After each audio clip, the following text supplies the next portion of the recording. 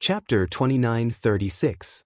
Yu and Xianxia looked at each other and asked curiously, "Mommy, what's the occasion today? Why did you make a cake?" "Do you want to know?" Xianxia smiled mysteriously but deliberately didn't say anything. Wuxia walked out of the kitchen with a jug of fruit juice and an apron around his waist. He looked like a house husband. Xianxia said that she wanted to drink freshly squeezed fruit juice, so he went into the kitchen and studied it for a while. Finally, he figured out how to make a jug of fruit juice. Yu's face turned slightly pale when she saw this. She looked at the table full of dishes and then at the apron he was wearing. The corners of her lips twitched. "Daddy, did you make this table full of dishes?" Wuxia placed the jug of fruit juice on the table and glanced at them.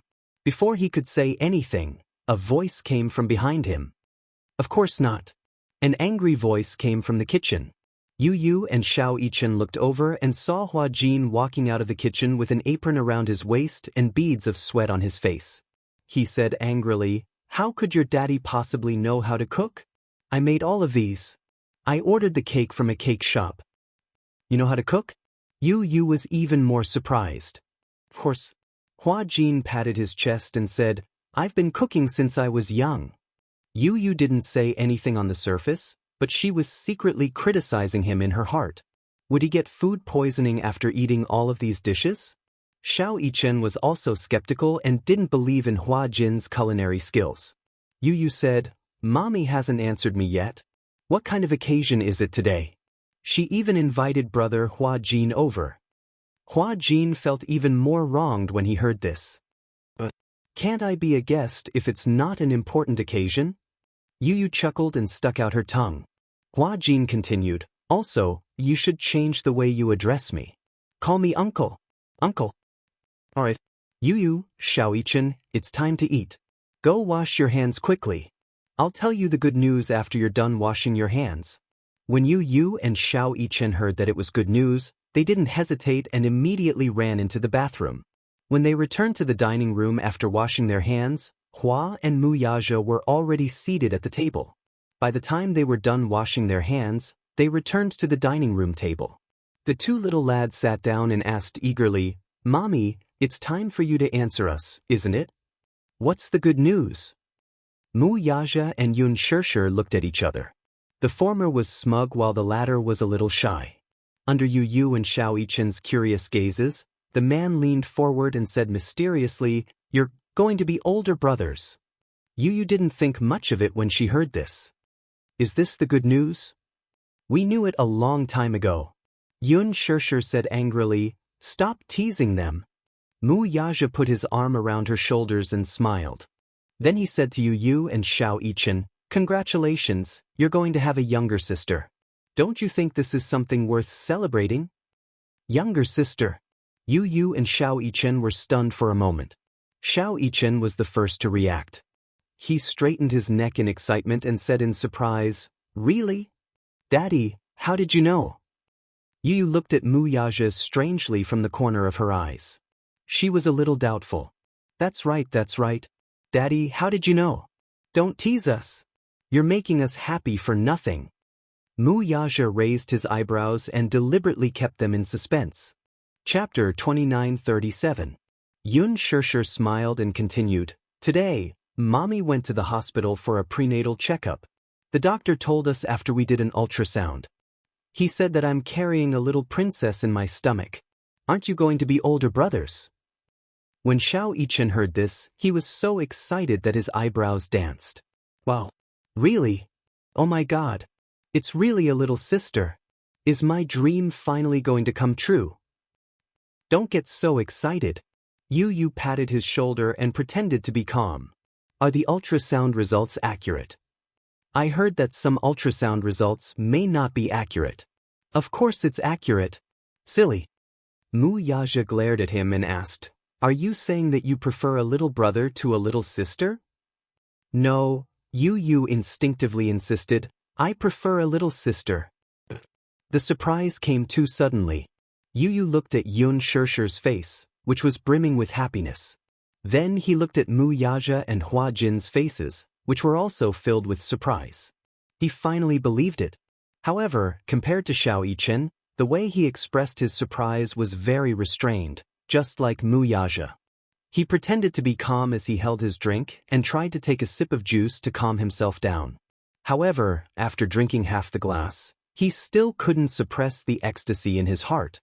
He placed the glass on the table and looked extremely touched. The whole world suddenly bloomed with flowers and fireworks. He was in an extremely good mood. I have a little sister. Yu clutched his chest. There, his heart was beating rapidly. He was touched. So touched. This was great news. Xianxia also said excitedly, "How long do I have to wait before I can hold my cute little sister? Why are you even more anxious than your daddy?" Hua Jin smiled and looked at him. "Wait a little longer. It'll take at least 6 months." Yi was much more attentive than Xianxia. He suddenly asked anxiously, "Mommy, since you've done the prenatal checkup, how's the baby?" Xianxia couldn't hide her excitement and said, "It's very stable. Your sister is developing very well in my stomach. Very healthy. The doctor said that she will definitely be a smart little princess." The huge rock hanging in Yuyu's heart finally fell to the ground. He smiled with relief. It doesn't matter if it's a boy or a girl, as long as it's healthy and safe. He had always been sensible. Even though he yearned for his mommy to give birth to a younger sister, as an older brother, he would definitely dote on this younger sister. But some time ago, mommy's health was terrible. He either went on a hunger strike or went blind. During that period of time, he felt as if the sky was about to collapse. Later on, he brought her home to nurse her back to health. Daddy pushed away a lot of work and took good care of her. The whole family was on tenterhooks, afraid that something would happen to the child in her stomach and bring another blow to mommy. However, now that the prenatal checkup was done and the baby was doing well, he was completely relieved. Today is really a good day to celebrate. Hua Jin poured fruit juice for everyone and took the lead to raise his goblet. He said encouragingly, "Shouldn't we toast to celebrate?" Wuxia nodded. Xianxia smiled and reached out to touch the goblet. When Wuxia saw this, he thoughtfully pushed the goblet to her. She held it firmly and raised it carefully. She smiled sweetly and said, "Cheers." "Cheers." Everyone raised their goblets in unison and clinked them gently with hers, making a pleasant clinking sound. "Cheers." Everyone cheered in unison. Wuxia was especially happy. He drank the fruit juice in one gulp. Yu also drank the fruit juice in his goblet.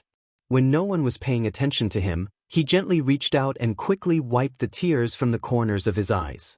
Beside him, Xianxia's sharp eyes noticed this and couldn't help but hug his shoulders emotionally. He smiled and said, "Yu, we're going to be older brothers." Chapter 2938. Xianxia felt extremely blessed, especially when she heard the sounds of the 2 little guys dancing around her and blowing out the candles. Hua Jin was making a racket at the side, bickering with little Yichen as they divided the cake. Yu, on the other hand, was pestering her, asking if she had thought of a name for his sister. A name? Xianxia narrowed her eyes and smiled. She asked tentatively, "I thought of many names and discussed it with your daddy. Your daddy said that Yueyao is a nice name. It's poetic." Yu's face twitched. He said in disdain, "Yueyao? That's not a nice name. Daddy has no taste at all." When Wuxia heard this, he smacked the back of his head unhappily. "Ouch, it hurts." Yu held the back of his head and pouted unwillingly. "I didn't say anything wrong. Daddy, why did you hit me? What's wrong with Yueyao?" "What's wrong with it?" Yu argued. "Don't you think that the name is too old-fashioned?" Xianxia couldn't sit still anymore. When she heard Yu's complaints, she felt wronged. She wanted to cry but had no tears. She reminded Yu carefully, Mommy was the one who came up with this name. Your daddy just picked this one." When Yu heard this, he looked embarrassed. He immediately cleared his throat and said awkwardly, "Actually, this name is quite nice. Yueyao Mu, the jade pool fairy under the moon. Is that how it feels?" This explanation of the name simply hit the nail on the head. Xianxia said contentedly, "That's what I meant. What a beautiful name. Yueyao Mu Yueyao. this name is not bad. Yu flattered, Mommy is indeed a top student. She can actually come up with such a nice name. Wuxia, who was standing at the side, was a little dissatisfied. His face was extremely dark. He reached out and pinched Yu's ear, pulling him to his side. Yun Tianyu, is this your stance? Just now in front of me, you kept saying that this name didn't sound good and complained about it over and over again. Why is it that when Mommy said that she came up with this name, you kept praising it? You shamelessly. Because it's really nice. If her surname was Yun, it would definitely sound even better. Surname? Hearing this, Hua Jin raised an eyebrow, touched his chin, and suddenly laughed. Indeed, Yu has a point. Yun Yueyao is indeed much nicer than Mu Yueyao. Mu Yaja, Mu Yichen also chimed in, Yun Yueyao is nicer. Yun Yueyao is nicer. Alright, let little sister take Mommy's surname. Hearing this, Yu chuckled and said half-jokingly, Daddy will be heartbroken and can't bear to. If little sister's surname is Mu, Daddy may not be willing. Mu Yaja, however, said, Yun is fine too. He lowered his gaze and looked lovingly at Yun Shishir's slightly bulging belly. He smiled and said, whether her surname is Yun or Mu, she's still my daughter. Yu was excited when he heard this. Daddy, are you really willing? If little sister and Mommy have the same surname, then little sister and I will have the same surname. Chapter 29:39.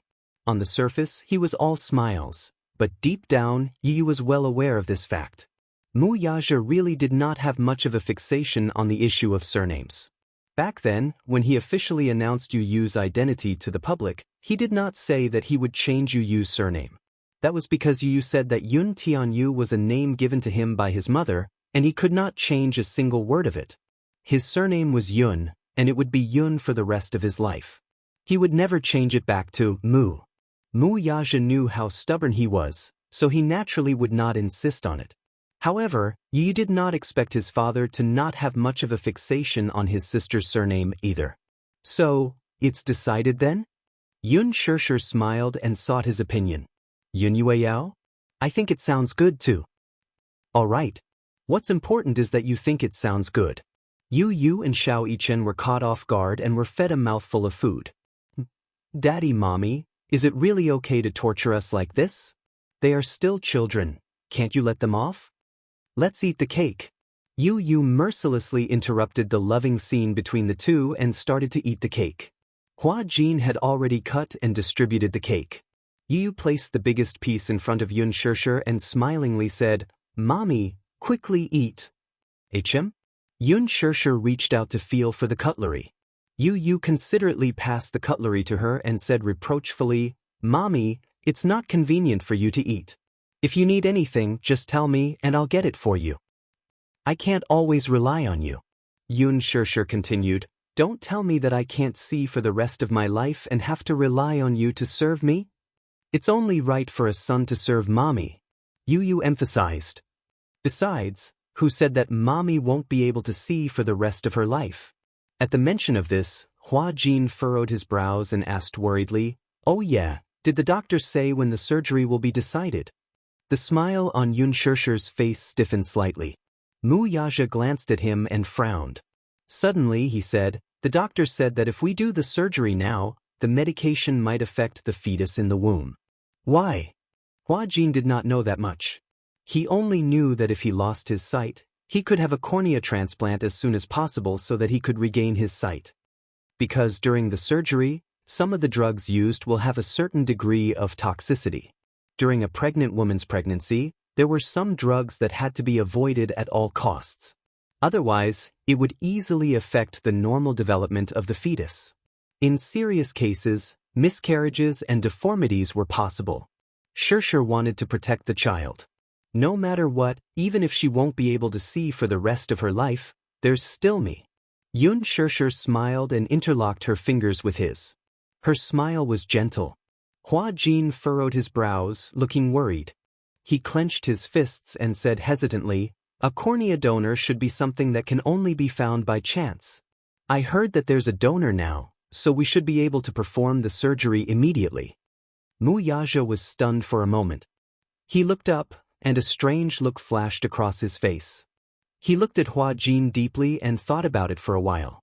Suddenly he asked, "How do you know that there's a cornea donor now?" Hua Jin wanted to say something but stopped. He glanced at Xianxia but did not say anything in the end. He only said calmly, "I just heard about it." Wuxia smiled and said casually, "It's okay. There will always be a chance. Don't think too much." Hua Jin nodded absent-mindedly. Chapter 2940. After dinner, Yu and Xianxia helped Xianxia to go shopping. Wuxia and Hua Jin walked into the back garden one after the other.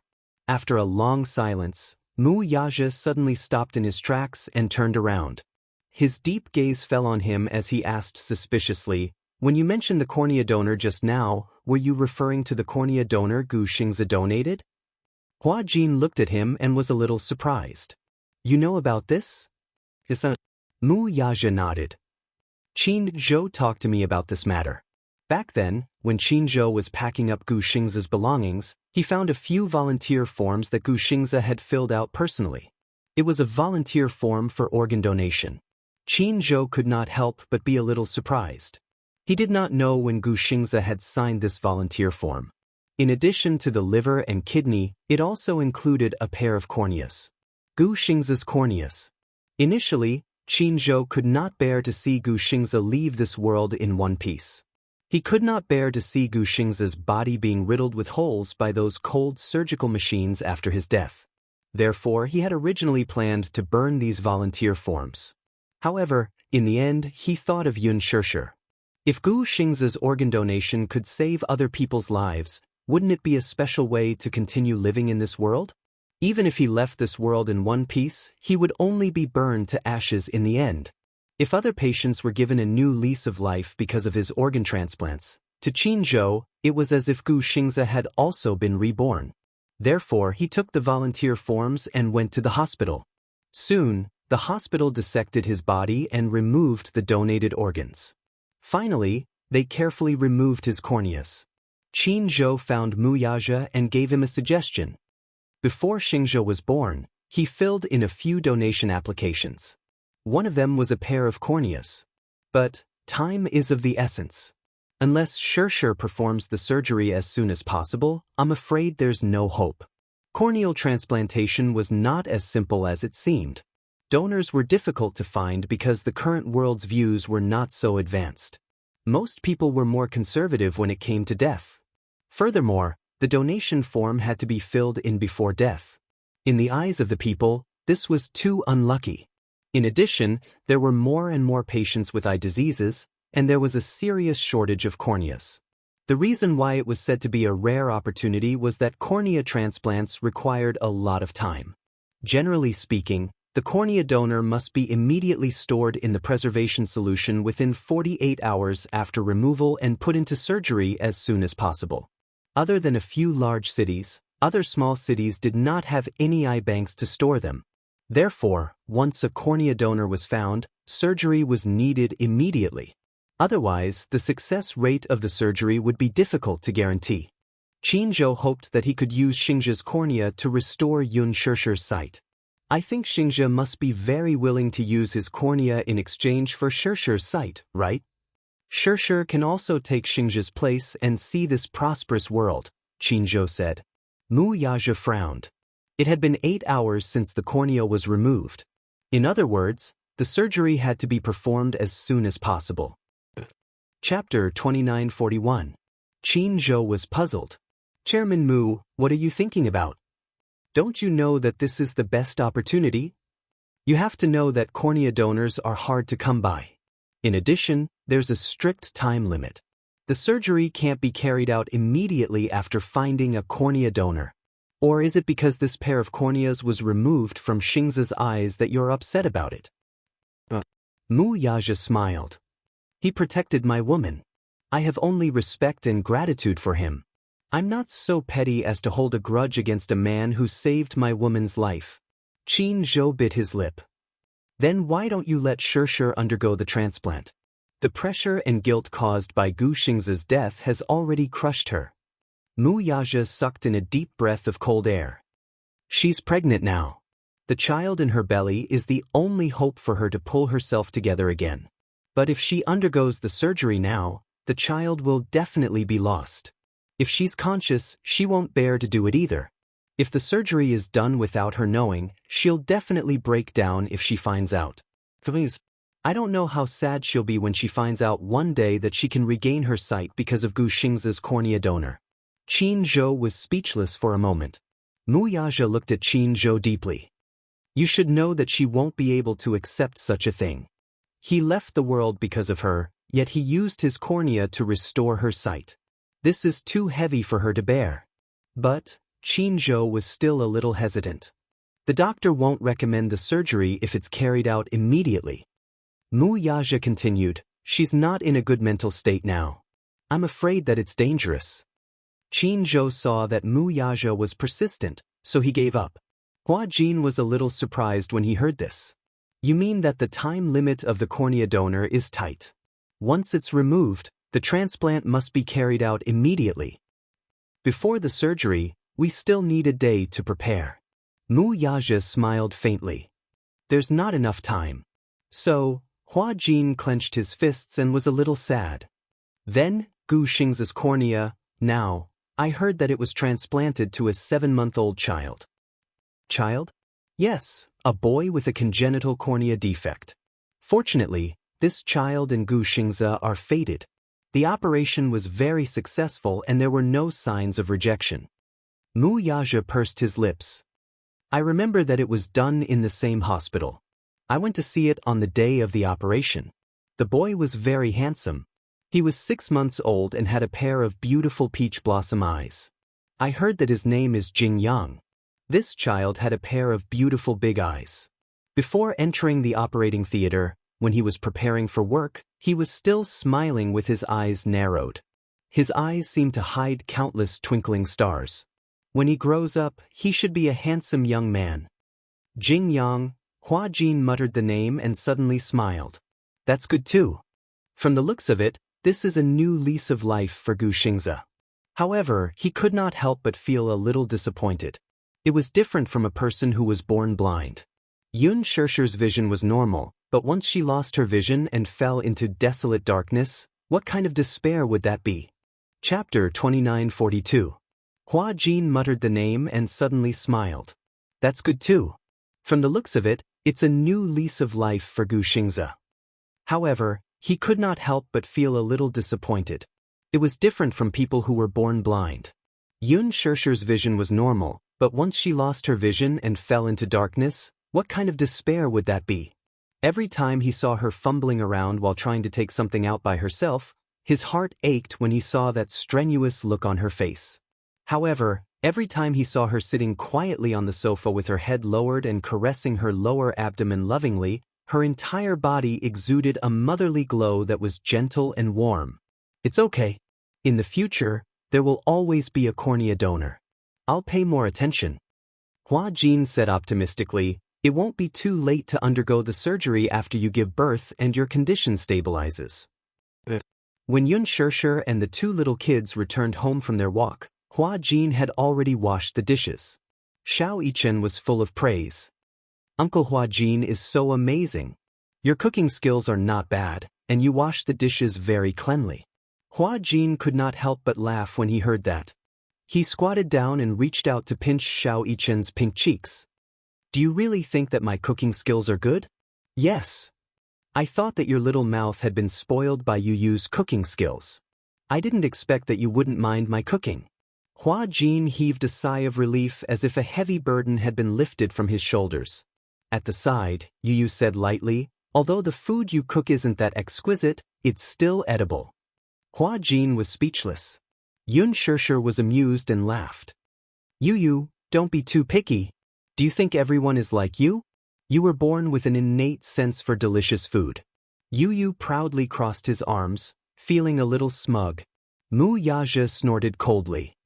I'm wondering if you have a genetic mutation. Because I'm very particular about food. Yu Yu said proudly, who's like Xianxia? He said that the fried rice was delicious. Ahem. Xianxia awkwardly cleared her throat. That was a long time ago. Once, on a whim, she cooked a plate of egg-fried rice and asked the two little fellows to eat. When Yu saw that the fried rice was overcooked, she pushed the fried rice to the side in disgust. Then she saw Xianxia hugging the fried rice and eating a lot of it. When he was done, he even smiled and said, "Mommy's cooking is amazing. The fried rice is so delicious." She didn't know if he was speaking the truth. He couldn't stand the fried rice or if he thought that it was disgusting. However, to protect his mommy's reputation, he reluctantly pretended that it was delicious. Xianxia argued, "Mommy's fried rice is really not bad." He really couldn't tell that the fried rice was overcooked. Moreover, he was starving that day and only focused on eating the rice. He didn't think that there was anything strange about the taste. Xianxia immediately raised her hands in surrender. "Okay, but you're the best at cooking. Mommy's cooking isn't as good as yours. Are you satisfied now?" Yu was satisfied when he heard this. He felt that this way, he would be able to secure his position as the head chef in the family. He looked pleased with himself. Wuxia and Hua Jin looked at each other and laughed helplessly. Hua Jin deliberately teased him, "Yu, it's not good for you to be so full of yourself. You're just good at cooking. What's so special about that?" Yu gave him a proud look. Chapter 2943. The next day, for some reason, Hua Jin went to the hospital to inquire about Jing Yang's condition. He saw the child through the window in the general ward on the 4th floor. It had been more than half a month since the cornea transplant. The child was recovering very quickly and had been transferred from the intensive care unit to the general ward. He would be discharged soon. The child was very beautiful. His skin was fair and clean, so tender that it looked like it could be broken by the wind. He had a pair of big, watery eyes and long eyelashes. They were as thick as the feathers of a black phoenix. When he blinked, they looked like the fluttering wings of a butterfly. This child was really beautiful. If he didn't say so, Hua Jin would have thought that he was a girl. When he smiled, 2 small dimples appeared on his cheeks. It was very seductive. He was lost in thought as he looked through the window. Suddenly, a timid voice came from the side. "Hello, you are?" Hua Jin turned his head and saw a 21-year-old girl standing by the side, trembling. She was dressed very plainly. She wore a white blouse and a pair of washed-out jeans. Her black hair was gently tied up with a hairband. However, even though she was dressed plainly, it still couldn't hide her clear and bright temperament. She was very beautiful. She belonged to the delicate and pretty type. She had beautiful big eyes, a high nose bridge, and handsome facial features. Hua Jin sized her up and immediately guessed her identity. "Are you Jing Yang's mother?" The girl was so shocked that her eyes widened. She was a little surprised. "But how did you know?" "Because your eyes look very similar, don't you?" The girl smiled and blushed shyly. She asked carefully, "Then, who are you?" She obviously didn't recognize him. It was obvious that she didn't pay much attention to the entertainment industry and didn't watch many entertainment programs and dramas. Hua Jin smiled faintly. "I'm Gu Xing's friend." "Gu? Ah." The girl was so shocked that she covered her mouth like a frightened deer. Then her eyes became wet. She pursed her lips and said gratefully, "If you're Gu Xing's friend, you must be a big star too." As Hua Jin spoke, he glanced through the window at the giraffe plushie lying on the hospital bed and smiled. "I'm here to take a look at the child." "Okay, please come in." The girl welcomed him into the ward enthusiastically. Hua Jin didn't stand on ceremony. He entered the ward and sat by the bed. After chatting for a while, Hua Jin found out her name. Xianxia. A simple but pleasant name. Previously, Qin Zhou had wanted to transplant Gu Xing's cornea to Xianxia, but because she was pregnant, he could not do the surgery immediately. Hence, he found the child through the hospital. Jing Qi rushed to the hospital and understood the situation. When she heard that there was a cornea donor, she was excited but asked fearfully, "How much is the surgery fee?" "About 40 to 50,000. When she heard this, her heart hung high, and she felt very uneasy for a moment. She couldn't afford that much money and was worried about how to gather the money. She didn't know who Gu Xingze was. She didn't usually watch television. She worked in the factory for 13 hours a day. Chapter 2944. Qin Zhou learned about this situation. Coincidentally, Gu Xingze had a sum of money that was specially used for public welfare. In addition to the donation form, Gu Xingze also filled in the donation form for special funds for surgery. In other words, he had given a sum of money for the organ transplant surgery that he had donated to families who felt that it was difficult to pay for the surgery. When Qin Zhou mentioned this to Jing Qi felt especially guilty. After repeated insistence, she wrote an IOU and gave it to Qin Zhou. She also said solemnly, "No matter what, I have to return this money. Although I don't know when I'll be able to repay it, I'll try my best to repay it." The surgery was very successful. Jing Yang's vitality was especially strong. Other than his congenital eye disease, his small body was very healthy. This little guy especially loved to laugh. He had a pair of extremely beautiful eyes. When he smiled, it was warm, as if countless twinkling stars were hidden in them. The moment the gauze was removed, the 7-month-old child let out a bell-like laugh when he saw the nurse's face. The nurses especially liked this little guy. Why does this little guy like to laugh so much? He can't stop laughing. It's too funny. During the surgery, I didn't see him cry even when he was anesthetized. I heard from his mother that when he was born, he was different from other children. When other children come out, they cry loudly. What about him? When the nurse who delivered the baby patted his butt, he immediately laughed. That's really rare.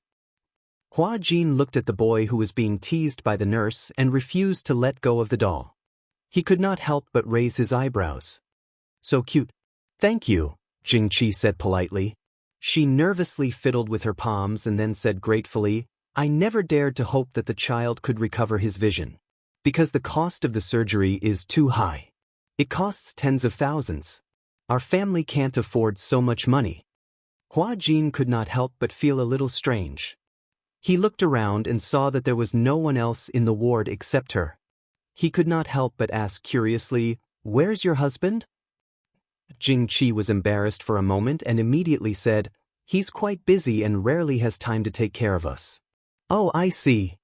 Seeing that she didn't want to talk about it, he didn't ask any more. After the child was born, we were diagnosed with an eye disease. We have been waiting for a cornea donor. But I didn't expect that I would be so lucky. The opportunity came so quickly that I didn't have time to prepare the surgery fees. However, 40 to 50,000 yuan was an astronomical figure for her. After 6 months of scrimping and saving, she only managed to save a little more than 10,000 yuan. She was already trying her best to save money. She couldn't possibly skimp on the child's expenses. She was worried that the child wouldn't develop well. Her monthly salary at the factory was more than 4,000 yuan. After deducting her expenses and the fact that she had a child, it was another large sum of expenses. She had worked so hard to save up that much. She had hoped that when she had a cornea donor, she would be able to save enough money for the surgery. But unexpectedly, 6 months later, there was news that suddenly came. After she received the call from the hospital, she didn't have time to think. She took a taxi to the hospital with the child and did a series of tests. Because if he missed it, he didn't know when the next opportunity would come. Chapter 2945. At first, I was worried that the child was too young and did not have the conditions to undergo surgery. However, after the examination, the child could undergo surgery. I was hot-headed and thought that no matter what, I had to seize this opportunity, so I didn't think too much about it and signed it. Later, I realized that I was so flustered that I didn't consider the surgery fees. If it weren't for Xiao Qin's care, perhaps Sai. Are there very few cornea donors? Hua Jin suddenly asked curiously. Jing Qi was stunned and nodded. Yes, the supply and demand are very tight. After all, there are many people with eye diseases now, but there are very few donors. I heard that in the past, the source of corneas came from prisoners on death row in prison, but now the law doesn't allow it. Therefore, only those who voluntarily donate are very rare. Hua Jin was stunned. If it were my child, I would be willing to exchange my cornea for it. Of course, Jing Qi smiled. When the child was born, it was found that there was a problem with his eyes and he needed a cornea transplant. I asked if I could use my cornea, but the doctor said that this is not allowed by the law. It's illegal. Why? Because the cornea of a living person is not allowed to be donated. In other words, even if I was willing, the hospital has no right to perform such a surgery. Why? Hua Jin was a little agitated. Why is it illegal? Can I donate it willingly? No, it's the same in other countries. Because it's very unfair to remove the cornea from a living person's eyes and use one person's light to exchange for another person's light. Hua Jin was stunned, and his heart clenched tightly. He had originally planned to wait until Xianxia could undergo surgery before secretly going to the hospital to remove his cornea in exchange for her light. He had asked around in the past and found out that one cornea could restore the light of two people. However, now that he learned from Jingqi that living people could not donate their corneas, he could not help but feel disappointed.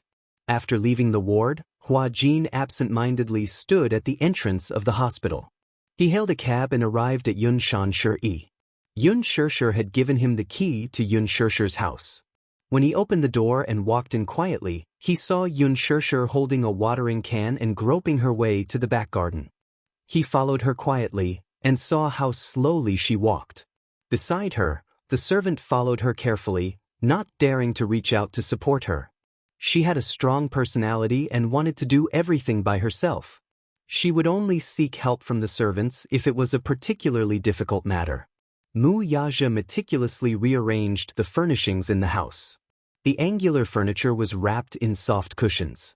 It must have been hard on him to be so attentive, worrying that she would bump into something because she couldn't see. Therefore, the corners of the table, the corners of the wall, everything that had edges and corners, were covered with soft cushions. Even if he bumped into it, it wouldn't hurt. The servant saw him and was about to announce his arrival when Hua Jin immediately shushed her, indicating for her not to disturb him. She slowly moved to the door, kicked her toes, and stepped over the threshold. Only then did she reach the back garden unimpeded. She walked to the flower bed and carefully watered the Chinese roses. Chapter 2946. Hua Jin walked to the door and saw her carefully holding onto the flowers and watering them nonchalantly. He walked over quietly, but before he could take a few steps, he alarmed the person who was carefully watering the flowers. "Who's there?" Xianxia turned her head and looked in the direction of the footsteps. Ever since her eyesight went bad, her other senses had become extremely sensitive, especially her hearing. Thus, she caught the subtle sound of the footsteps in an instant. Hua Jin stopped in his tracks but didn't say anything. Just as the servant was about to speak, Hua Jin immediately put a finger to his lips and motioned for her not to make a sound. Xianxia raised her eyebrows. She immediately guessed that the person who came must be playing a game of identifying people. She curled her lips and narrowed her eyes as she smiled. "Hua Jin, stop fooling around." Hua Jin widened his eyes in surprise. He smiled as he walked to her side and squatted down nimbly. "How did you know it was me? Your footsteps are so heavy. It can't be you or Xianxia. Other than him, you're the only one who can enter and leave this manor at will." After pausing for a moment, Xianxia smiled faintly. "However, he's not like you. He doesn't know how to play such a boring game." Hua Jin stuck out his tongue. "Sister, you're amazing. They say that pregnancy makes a woman stupid for 3 years. That's not true. You've become much smarter after getting pregnant." Xianxia raised her hand symbolically and pretended to hit him. She said angrily, "I've always been smart, okay? Don't spout nonsense." As she said this, she turned her head again and continued what she was doing in a serious manner. Hua Jin stayed by her side quietly. He didn't know why, but he really enjoyed this quiet moment. He watched in a daze as Xianxia carefully watered the flowers. She was afraid that she would water them wrongly. She even carefully held the flower branch with one hand and held the watering can with the other, sprinkling the water with a sizzling sound. Hua Jin looked at the side of her face. It was peaceful and warm. Even though her eyes were blind and unfocused, the gentleness in her eyes was something he had never seen before. Ever since that incident, due to her pregnancy and poor eyesight, She had stopped all her work and quietly stayed at home to nurse her pregnancy. Other than work, he would come here to accompany her. Staying by her side, no matter how irritable his heart was, it would instantly calm down and soothe him.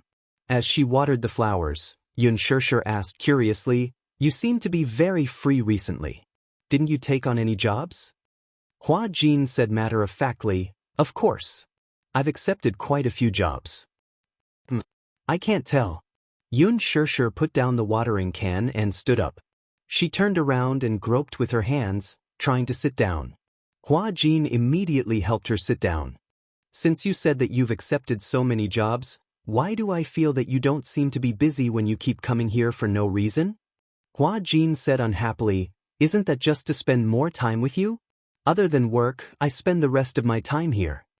This villa was huge and had many empty rooms. Wuxia had specially arranged a room for Hua Jin to stay here. After all, he also had a lot of work to do. He felt more at ease letting Hua Jin spend more time with her. At first, Hua Jin felt a little awkward. He felt that he wasn't staying here like a third wheel. However, Xianxia also said that he should stay here peacefully and treat them as a family. Chapter 2947.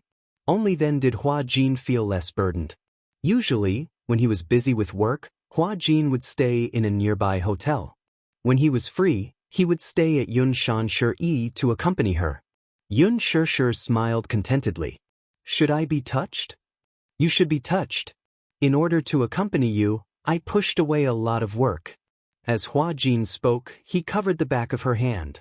"Didn't I say before that if you can't see, I'll be your eyes?" "Yes, I remember." Xianxia paused. "That's good too. After all, if you take on too much work, your body won't be able to take it." Hua Jin snorted aggrievedly. "I still have to take care of work. If I don't earn money, who's going to support me?" Xianxia deliberately teased him. "I'll support you." "No way. You're still relying on brother-in-law to support you. Moreover, you're a man, not a gigolo who lives off a woman. I don't want to rely on a woman to support me." Hua Jin said. Xianxia smiled and changed the topic. Suddenly she asked, "Where did you go today?" Hua Jin was stunned. He didn't intend to hide it and said slowly, "I went to the hospital today." "The hospital?" Xianxia was nervous. "Why did you go to the hospital? Are you feeling unwell?" "No. I just went to visit a child." "A child?" "Yes." Hua Jin paused and pondered for a moment. Then he asked slowly, "Did brother-in-law mention the name Jingyang to you?" "Jingyang?" Xianxia looked confused. Did you know?" When Qinzhou was tidying up Gu Xingza's belongings, he found out that Senior Gu Xingza had filled in the volunteer form for organ donation when he was alive.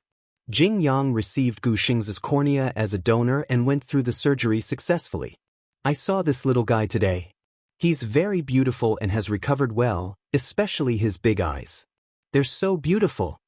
The smile on Xianxia's face froze, and her eyes couldn't help but blank out. Hua Jin saw her expression and suddenly became nervous. "What's wrong?" "Sister, it's been so long. You should let go of Senior Xingza, right?" Ever since that incident, everyone has kept the words Gu Xingza a secret.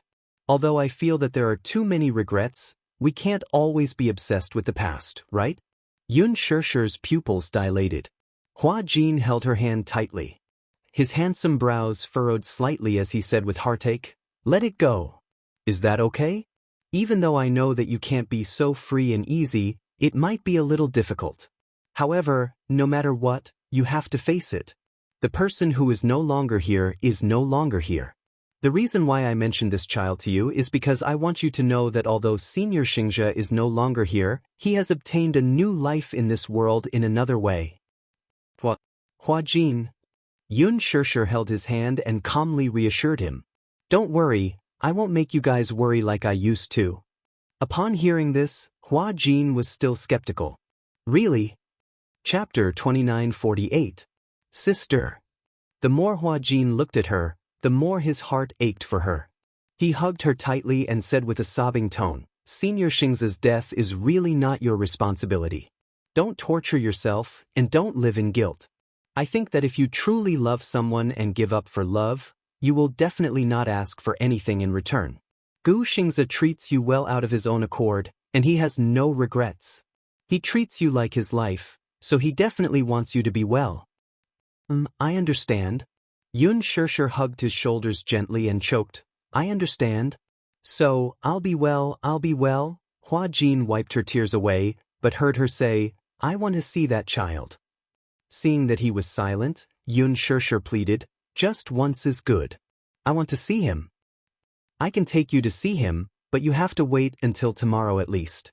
Hua Jin explained, when I left the hospital, the child was already asleep. After all, he's only 7 months old and needs to rest well. Yun Shishir nodded. The next day, Hua Jin turned down an interview and brought her to the hospital. When they arrived at the ward, Jing Qi was not in. Hua Jin guessed that she was probably going through the discharge procedures.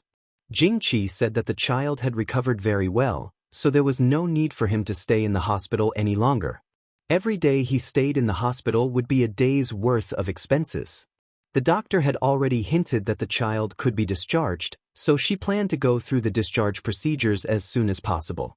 Pushing open the door of the ward, Hua Jin held her hand and walked in quietly. On the hospital bed, the child's eyes were wide open. He blinked and looked at the world curiously. Hua Jin had specially brought a gift for the little guy this time, a pink unicorn plush toy from Luji. Approaching the bed, Hua Jin helped Yun Shishir sit down. He leaned over to look at the little guy and said gently, Uncle is here to see you again. Are you surprised? Yeah. The child stretched out his hand and pointed a tender finger at him, his eyes wide open in curiosity. Hua Jin gave him a thumbs up and then placed the unicorn beside him. Yu Yu's unicorn was not big. It was a medium-sized unicorn. Based on Yu Yu's height, she could hold it with one hand. However, the little guy was only 7 months old after all.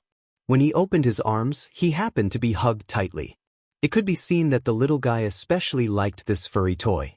He hugged it and rolled around on the bed. The 7-month-old child had already learned to crawl around on the bed and was especially good at tormenting himself. Yun Shishir could not see. She could only hear a series of bell-like laughter coming from the bed. It was extremely pleasing to the ear. The crisp laughter was like the clear spring of a mountain stream, but also like the sound of wind chimes. When she heard this, she couldn't help but smile. Jing Qi finished the discharge procedures and walked into the ward. When she saw that it was Hua Jin, she was about to smile. However, when she saw the unfamiliar person sitting by the window, she was stunned. Although she looked unfamiliar, when she looked carefully, she felt that she was familiar, as if she had seen her somewhere before. She suddenly recalled that she seemed to have seen this woman in an advertisement when she was at the bus stop. The endorsement was for a high-end cosmetics brand. This cosmetics brand was especially expensive. When she was shopping in the mall, she had seen this counter in the cosmetics area on the first floor. On the counter, there was also a poster of this woman. Chapter 2949. Her name was Yun Shishir? However, at this moment, she wasn't wearing elegant makeup like in the pictures. Instead, she was barefaced. When she left the house, she had only washed her face. Hua Jin saw that the sun was very strong today, so he dragged her back and applied sunscreen on her. Hence, he didn't recognize her at first glance. After the makeup, there was still an obvious difference, but it didn't detract from her beauty at all. Sorry to disturb you again. When Hua Jin saw her, he immediately stood up and greeted her politely. Not at all. I'm very grateful that you could come and visit Xianxia. Jing Qi glanced at the little guy on the bed who was hugging a toy. She immediately guessed who had given him the toy. Hello. Yun Shishir also greeted her. Are you Jing Yang's mother? Can I carry the little guy? Yun Shishir asked with a gentle smile. Although Jing Qi found it strange, she didn't stop her. Instead, she smiled and said, Okay, but be careful. This little guy is still a little heavy. Hua Jin carried Jing Yang to Yun Shishir. Yun Shishir reached out and hugged the little guy. Seeing that she couldn't see, Jing Qi was slightly surprised. She opened her mouth, but didn't ask anything. The little guy was in Yun Shishir's arms, but surprisingly he didn't feel shy. He only opened his eyes wide and looked at her curiously. His two little hands were probing. First he touched her hair. Then his big eyes were attracted by the necklace on Xianxia's neck, so he reached out to grab it. The child was small and didn't know what to do. He was a little strong. When Jingqi saw this, she rebuked, "Yang, be good. Don't move." Xianxia immediately said, "It's okay." She couldn't help but feel a little regretful. Because she couldn't see, she couldn't take a good look at the child in front of her.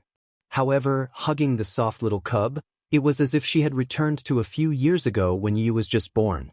His body was also small and soft, as if he was made of water or glutinous rice balls. It was as if he could be flattened and rounded at will. She hugged him carefully. Although she was a little unfamiliar with the way she carried the child, she was professional enough. One look and one could tell that she had been a mother. The little fellow became even more intimate with her. It felt so comfortable being hugged by her. Its pair of eyes were curved like crescent moons as it giggled and babbled. Who knew what it was talking about? Hua Jin replied. The operation went very smoothly. There were no signs of rejection. The little guy's eyes are especially beautiful. When he grows up, he should be as handsome as me. Shameless, she retorted. He'll definitely be more handsome than you. Sister, you're so biased. My face is praised by my fans as the most beautiful woman in the world. You're a little fresh meat now, but in a few years, won't you also become old cured meat? No matter how beautiful you are, you'll still get old. As she spoke, she ruffled his silky hair and smiled. This little guy is so tender that I can squeeze water out of him. Jingqi asked carefully, Are you friends with Mr. Xianxia? Xianxia smiled, but it was a little bitter. Chapter 2950. Xianxia said, I'm not a big star. I only entered this industry because of my love for performing. Jingqi could not help but feel a little touched. She had heard that big stars were very good at acting like big shots and putting on airs. After all, they had always been under the spotlight.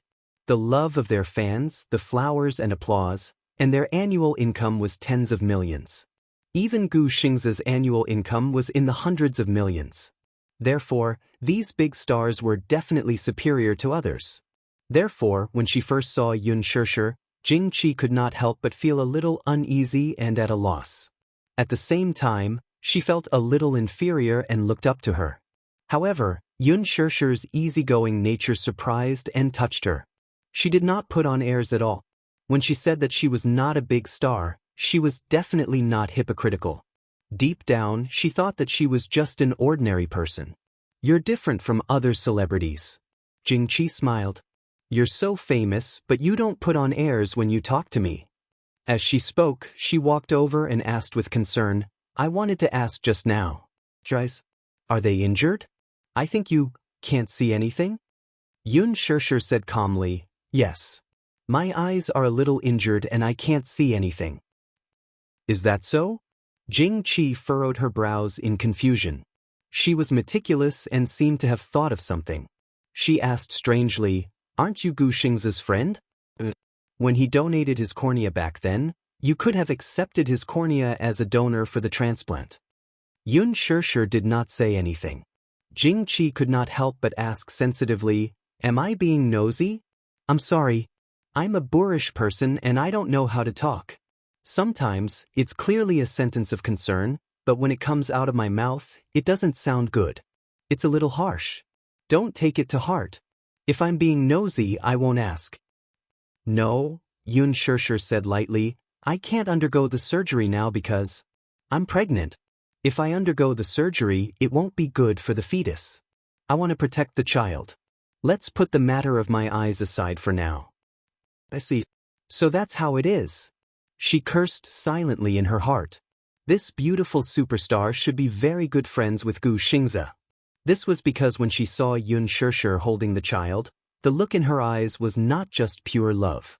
Instead, it was a kind of pity, pain, and even longing. She clearly couldn't see, but her gaze seemed to be able to see something through the child. Xianxia lovingly hugged Jingyang in her arms, but Jingqi knew in her heart that the longing and heartache on her face was not because of her love for the child. She didn't understand if this was a disguised form of entrusting. She placed her longing for Gu Xingze on this child. Jingqi came back to her senses and said with a smile, "Congratulations. You're going to be a mother." Yun Shirshir smiled. "Thank you." She suddenly turned her head and gently stroked the little fellow's face. Her eyes inevitably revealed some regret. "What a pity. I can't see. Otherwise, I could have taken a good look at what the little fellow looks like. In the future, when your eyes recover and the little fellow grows up, I'll definitely hold his hand and show him to you so that you can have a good look." Chapter 2951. Yun Shirshir smiled when she heard that. "Well, that's good too." Jingqi added, "Although cornea donors are hard to find, you're different from us. If you have a wide network, you'll have many channels to obtain cornea donors." Yun Shirshir only nodded but didn't say anything. In fact, for the former Mu Yaja, the Mu Corporation had so many medical industries under its name. It could be said that it controlled a wide range of resources. But it was different now. After Mu Yaja left, the Mu Corporation completely removed him from the Mu family. What did that mean? Even his name wasn't on the family tree. Therefore, most of the Mu Corporation's medical resources were still in the hands of the Mu Corporation. The Xingyu Corporation was a financial consortium and real estate company. Recently, it had made a bold move into the internet industry and established internet technology. However, the only thing that he was concerned about was the Mu Corporation's medical industry. Mu Yaja had always been ambitious and coveted the Mu Corporation's medical industry. He wanted to annex it and take it for himself. However, this was not something that could be done in a short period of time. However, Yun Shirshir was optimistic about regaining her sight. No matter what, she would live well. After leaving the hospital, Hua Jin helped Yun Shirshir into the car. It was not until they got into the car that Hua Jin heaved a sigh of relief. "Why are you sighing?" Yun Shirshir laughed at him. Hua Jin muttered, "Fortunately, the scene I imagined didn't happen." "What scene?" Hua Jin said awkwardly, "To tell you the truth, I thought that when I brought you to the hospital and imagined you hugging the child, you'd definitely burst into tears. You'd cry so hard that you'd be out of breath and the world would turn dark again." Yun Shirshir's lips twitched. "Am I that pretentious?" Hua Jin glanced at her from the corner of his eyes as if he was silently teasing her. Yun Shirshir retorted, "I'm not that weak." "Why not?" Hua Jin said aggrievedly, "You don't know this, but at that time, because of Xianxia, you didn't have any appetite and couldn't sleep. You felt empty as if your soul had left your body. Qin Zhou brought over the videotape that Xianxia had recorded before he was born. Brother-in-law had only just started playing it, and you were already crying like a broken dam. You don't know that when he sees you cry, even the Gong Jie secretly wipes his eyes." "Mr. Gong Jie?" Yun Shirshir's face twitched again. "What is this? Why do you call him that?" "That's because he looks so fierce. I feel that if I call him by his name, he will be angry, so I always call him Lord Gong Jie." Yun Shirshir couldn't help but imagine that Gong Jie had his hands on his hips and looked arrogant. She couldn't help but cover her mouth and laugh. Hua Jin grumbled, "All right, don't make fun of me. It's my fault for being so afraid of him. In the future, if Xiao Jie bullies you or gives you attitude, I will definitely back you up. Don't. I can't bear the responsibility." When Hua Jin heard this, his face turned pale and he trembled. Yun Shirshir looked confused. She didn't know why, but she felt that Hua Jin had an inexplicable fear and apprehension towards Gong Jie. Was it necessary? He made Xiao Jie seem like a demon king. "You don't know, right? When he found out that you acknowledged me as your brother, he couldn't stand the sight of me." When? Chapter 2952. When Hua Jin talked about the past, he felt so sad that he wanted to wipe away his tears. "When you were asleep, he made things difficult for me. When we ordered takeout together, I could only eat vegetarian food and he only allowed me to eat half a bowl of rice. When I wanted to stay by your side, he chased me away. When I refused to leave, he grabbed me by the collar and asked me to go home. When I washed some clothes for you, he stood by the side and glared at me like a tiger watching its prey. That was unbelievable. Yun Shirshir never knew that Xiao Jie could be so jealous. All right, Don't be afraid of him. She wrapped her arms around his shoulders. Both of them are my favorite younger brothers. I love them both, regardless of who they are or who they are. Hua Jin smiled contentedly. Oh, by the way, why don't we eat out tonight? Yu and Xianxia went on a spring outing, so they won't be back for dinner.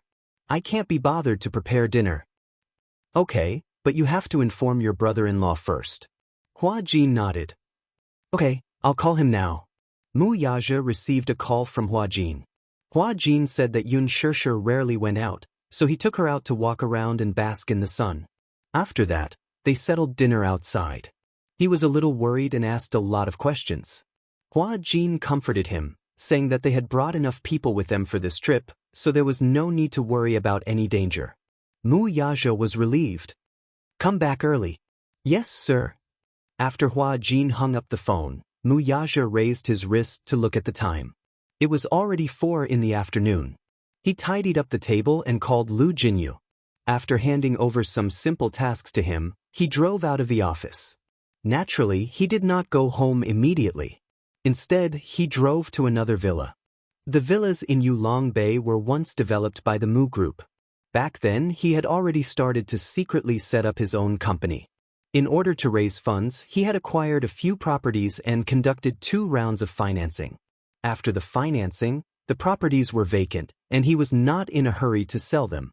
After all, the value of real estate was very high, and it was also convenient for financing and investment. The reason he'd rushed to Imperial Dragon Bay was none other than because he'd arranged for Yun Na to stay here some time ago. Wuxia parked the car in the basement and got out. He walked to a shutter door and pressed the password. The door slowly opened. The villa had a total of 6 floors, and 2 of them were basements. The first basement was the garage, and the second basement was a very large storage warehouse. Yun Na was then settled in the warehouse. The warehouse was temporarily remodeled. A bed and some furnishings were added. A stainless steel cell door was welded to the inside of the door. Usually, there were 5 people taking turns to guard it. When Wuxia walked in, Yun Na was tied to the bed. She had just been injected with a sedative. She kept struggling and screaming. Her throat was hoarse from crying at the top of her lungs, as if countless gravel had accumulated in her throat. She changed her clothes every 3 days. Sometimes, the guards were impatient and could not be bothered with her.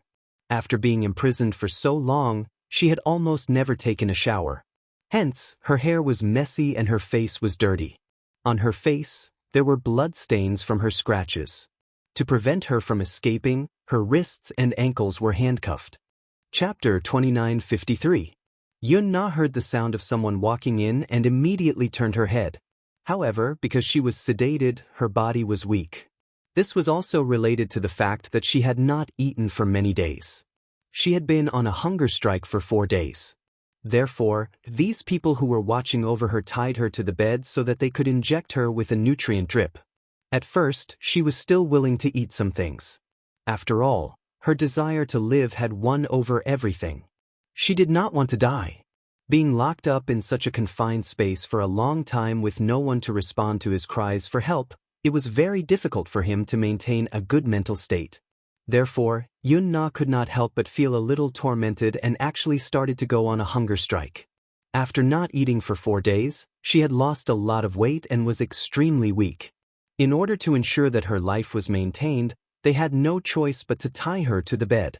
When he walked in, the needle was just inserted into her blood vessel. "It's you! It's you!" When Yun Na saw him, she started to struggle crazily. Her eyes were bloodshot, so red that it seemed like blood could drip out. Wuxia ignored her struggle. He glanced at his subordinates and questioned, "What's wrong with her?" "Chairman Mu, she refuses to eat. She has been on a hunger strike for a long time." "Hunger strike?" Wuxia laughed coldly. "You're quite capable. Hunger strike? Was she protesting against house arrest?" "Wuxia." Yun Na glared at him with red eyes. Her face was ferocious as she asked aggressively, "What do you want? Now that I'm in your hands, you can kill me or torture me as you wish." "Kill me or torture me as you wish." Wuxia curled his lips mockingly. "What a good, as you wish." He paused for a moment and suddenly walked to the front of the bed. He lowered his head and lightly sized her up, the smile in his eyes growing deeper. However, I won't kill you. What? In shock, Yunna widened her eyes in shock and looked at him in disbelief. Mu Yaja said, "Don't worry, I won't let you die." Yunna's expression changed. Won't let her die? Then, in the end, Yunna couldn't figure out what he was up to. This man was extremely black-bellied. Originally, she thought that if she was taken away by him, he would definitely use all kinds of methods to make her suffer so much that she would wish she was dead. He would use all kinds of cruel and crazy methods to torture and humiliate her. However, it didn't happen. He had only imprisoned her in darkness, but he had not done anything to harm her. Why? She caused Xianxia to become like that and Gu Xingzi to die. In his eyes, she had committed a heinous crime. He should hate her to the core.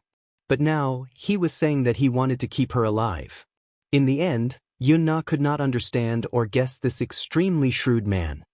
What are you trying to do? She asked warily. You don't need to know. Mu Yaja could not be bothered with her. He was only here to check on her condition. Seeing that she wasn't half dead like he had imagined, at least it meant that her will to live was strong enough. Keep an eye on her. Mu Yaja instructed again and then turned to leave. Behind him, Yunna asked hysterically, What do you want? Mu Yaja, kill me? With your methods, why don't you give me a quick death? Mu Yaja stopped in his tracks, and a thick aura of viciousness appeared on his back. Give you a quick death? Chapter 2954. He laughed mockingly and glanced at her from the corner of his eyes. He said coldly, There's something that I haven't gotten back from you yet. Don't even think about it. Yunna was stunned when she heard that. She was a little confused by the thing he was referring to. What thing? What exactly did he say that he wanted to get back from her? What is it? However, Mu Yaja wasn't in a hurry to respond to her bewilderment. You don't need to know. His back was facing her, but it was obvious that he didn't want to waste too much time on her. He was only here to check on her condition.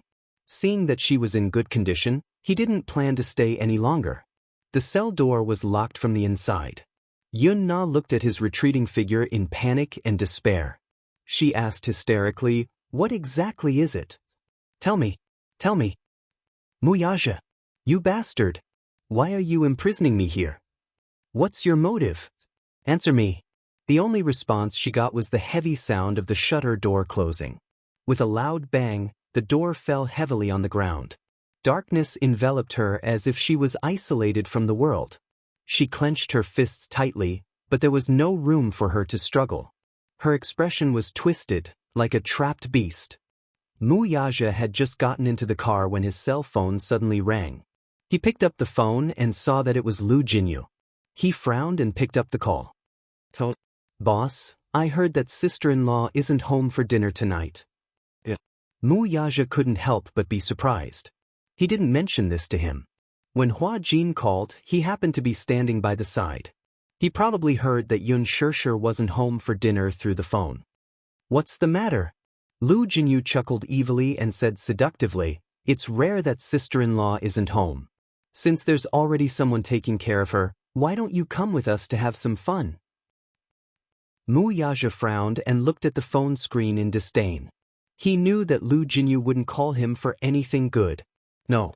As he spoke, he was about to hang up. Lu Jinyu hurriedly said, Chief, don't hang up. Actually, I'm doing this for your sake. Look, eldest sister-in-law has been pregnant for so long, so you must be reluctant to touch her. No man can resist not having sex for so long, right? Boss, you're also a man. Don't you have any needs? As your little brother, I'm also very good at dealing with matters. I'll definitely try my best to satisfy you. You're here because of this? Mu Yaja sneered. He wondered what Lu Jinyu's motive for calling him was. So it was to tease him. As a subordinate, of course I have to be considerate of my superior. Boss, I'm also a man, so I understand that feeling. If he really couldn't hold it in any longer, there was no need to hold it in. Don't worry. If you go out to have fun, we will definitely keep this matter a secret. Only Jiang Shen and I know, but no one else knows. Mu Yaja only asked in return, "Do you still want next month's bonus?" Bonus. To Lu Jinyu, this was a huge threat. Given his position as the second-in-command of Xingyu Financial Corporation, his salary was fixed, but the monthly dividends were not cheap. Chapter 2955. There was a few seconds of silence on the other end and he immediately corrected himself. "Boss, I was just joking. Why did you take it so seriously?" "I was just testing on behalf of sister-in-law to see if you're honest enough." I wanted to test if boss is loyal to sister-in-law." Mu Yaja smiled and asked, "Have you gotten the results of your test?" "Do you even need to ask?" Boss was absolutely loyal to his sister-in-law. "Alright, boss, you're busy. Jiang Shen and I are free to do whatever we want." After he finished speaking, he hurriedly hung up the phone. Mu Yaja threw his cell phone aside and drove home.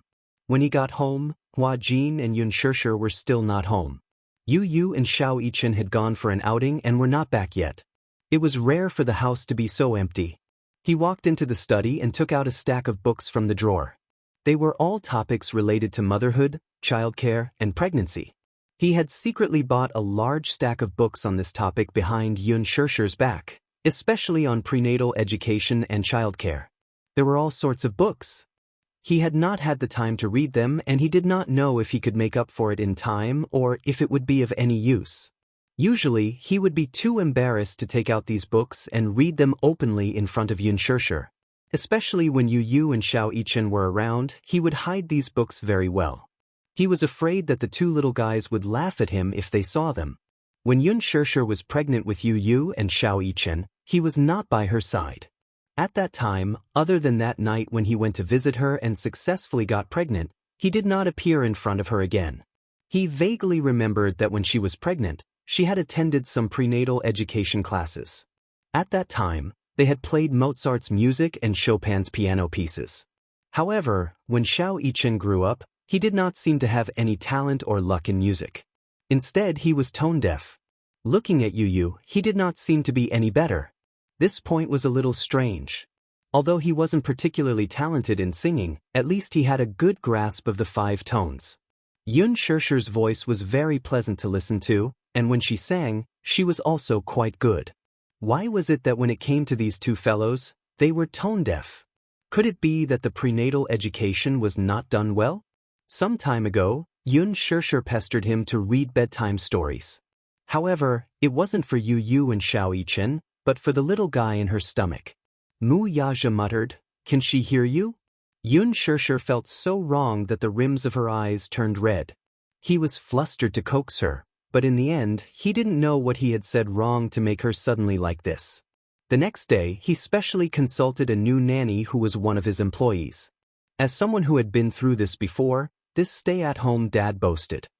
He said that when a pregnant woman was pregnant, her emotions would fluctuate easily. She would often cry at the slightest thing and become agitated. When Mu Yaja heard this, he was confused and stunned. In the end, the employee cautiously asked, "Boss, the knowledge of being a stay-at-home dad is very particular." Then he instilled some information into him. Which family's wife did not do well during her confinement? Her health deteriorated greatly and she often caught colds. Which family's child did not take good care of? Not long after birth, the child became jaundiced and had to be carried under the sun every day. Which family's wife ate and drank too much when she was pregnant and got diabetes? Which family's wife did not receive the love and care of her family after giving birth? She was neglected and suffered from postpartum depression. Chapter 2956. Thus, he was even more certain that he had to study this aspect of knowledge. Before the child was born, he had to study hard so that he wouldn't be flustered when the child came into this world. Mu Yaja flipped open a page of the book and began to read it seriously. Naturally, he started with the knowledge of pregnancy. She did not know how long she had been looking at it, but she heard Yu Yu's devilish laughter next to her ear. "Daddy, what are you secretly reading?" Mu Yaja was shocked. He was so focused that he didn't hear Yu Yu's footsteps when the door to the study was pushed open. He slammed the book shut and turned his head. He saw Yu Yu standing by the side with an evil expression, laughing secretly at him. Yu Yu glanced at the spine of the book lightly. She covered her mouth and laughed secretly. So, Daddy is studying about pregnancy. Very good, not bad, not bad. As she said this, the little girl patted him on the shoulder and said seriously, but why do I feel like you're doing something bad? You look like you're guilty. Wuxia snorted coldly without batting an eyelid. However, his burning ears betrayed him. Yu Yu saw this and laughed even more. Daddy, there's nothing to be shy about. It's good to study hard. A qualified father starts off as a stay-at-home dad. Get lost. Wuxia was furious. Yu Yu turned and ran away. Wuxia angrily glanced at his retreating figure. He picked up his teacup and took a sip of tea. However, through the door, she could hear Yu Yu running into the living room and yelling, "Mommy, I'm here. Mommy, I just saw Daddy secretly reading The Complete Knowledge of Pregnancy in the study." Wuxia was caught off guard and spat out a mouthful of tea on the book. He didn't have time to wipe the tea stains off before he guiltily hid the book in the drawer. After a while, Yu Yu and Xianxia held Xianxia's hand and entered the study. Seeing this, Wuxia glared fiercely at Yu Yu. However, the little boy had a sly smile. He glanced at the table and teased, "Ah, Daddy, you're so fast. You secretly hid the book." Xianxia also teased him, "Daddy, study hard. We're not at home, and Daddy didn't go out to play. You're reading obediently at home. Daddy must be trying to learn about pregnancy so that he can be by Mommy's side. Daddy, you're too sneaky's way. You're really unscrupulous in order to please Mommy." The two little lads echoed each other, and Wuxia's face grew increasingly hot. He clenched his fists, cleared his throat sternly, and chided them in a low voice. "Stop fooling around." Xianxia pursed her lips and smiled. She asked, "What are you reading?" "Nothing. I just heard you say that you were reading." "I wasn't." Wuxia stood up immediately and walked to her side with a stiff expression. He frowned and said, "Don't listen to the two children. We're not fooling around. Daddy, reading books isn't something to be ashamed of. You're not reading erotic magazines behind Mommy's back." Before Yu Yu could finish speaking, Xianxia tugged at his sleeve curiously. "Yu Yu, what's an erotic magazine?" Xianxia choked on her saliva. Wuxia's expression darkened. Chapter 2957. Yu Yu and Xianxia looked at each other. When Wuxia wasn't paying attention, they secretly made funny faces at him and stuck out their tongues. The two little lads held hands and left. Wuxia was satisfied. He turned around and helped Xianxia to the table. The latter asked curiously, "What were you looking at?" "Yu Yu was making a lot of noise just now. I didn't hear it clearly." "Nothing. Tell me." The more he tried to hide it, the more curious she was. Her appetite was whetted and she looked like she wouldn't give up until she got to the bottom of it. Wuxia frowned and suddenly thought of something. He opened the drawer, took out one of the books, and passed it to her. Xianxia was stunned for a moment. It was just a book that she couldn't see. How could she read the words with her fingers? She didn't know whether to laugh or cry as she hit him. "Hey, are you doing this on purpose? Are you bullying me because I can't see?" "You call this bullying?" Wuxia suddenly circled in front of her, grabbed her hands, and inched closer to her suggestively. "Then should I show you what real bullying is?" Xianxia's face instantly heated up. He held her tightly, not allowing her to retreat. In the darkness before her eyes, suddenly, the man's unique fragrance brushed against her face. In the next second, his hot breath covered her red lips. The man squatted in front of her, pinched her chin, and kissed her gently. In the corridor, Yu Yu suddenly thought of something. A sly look flashed across her eyes and she stopped in her tracks. "You." Just as Xianxia was puzzled, Yu Yu put up her index finger and shushed her. She tiptoed around and walked towards the door of the study. The two little guys sneaked to the unlatched door, only to see Wuxia kissing Xianxia in the study. They were entangled and reluctant to part with each other. Xianxia was the most shy. She quickly covered her eyes with her hands and didn't dare to look any longer. Yu Yu, on the other hand, was watching with great interest. Xianxia couldn't stand it anymore. She hurriedly pulled him aside and said with a red face, You're so naughty.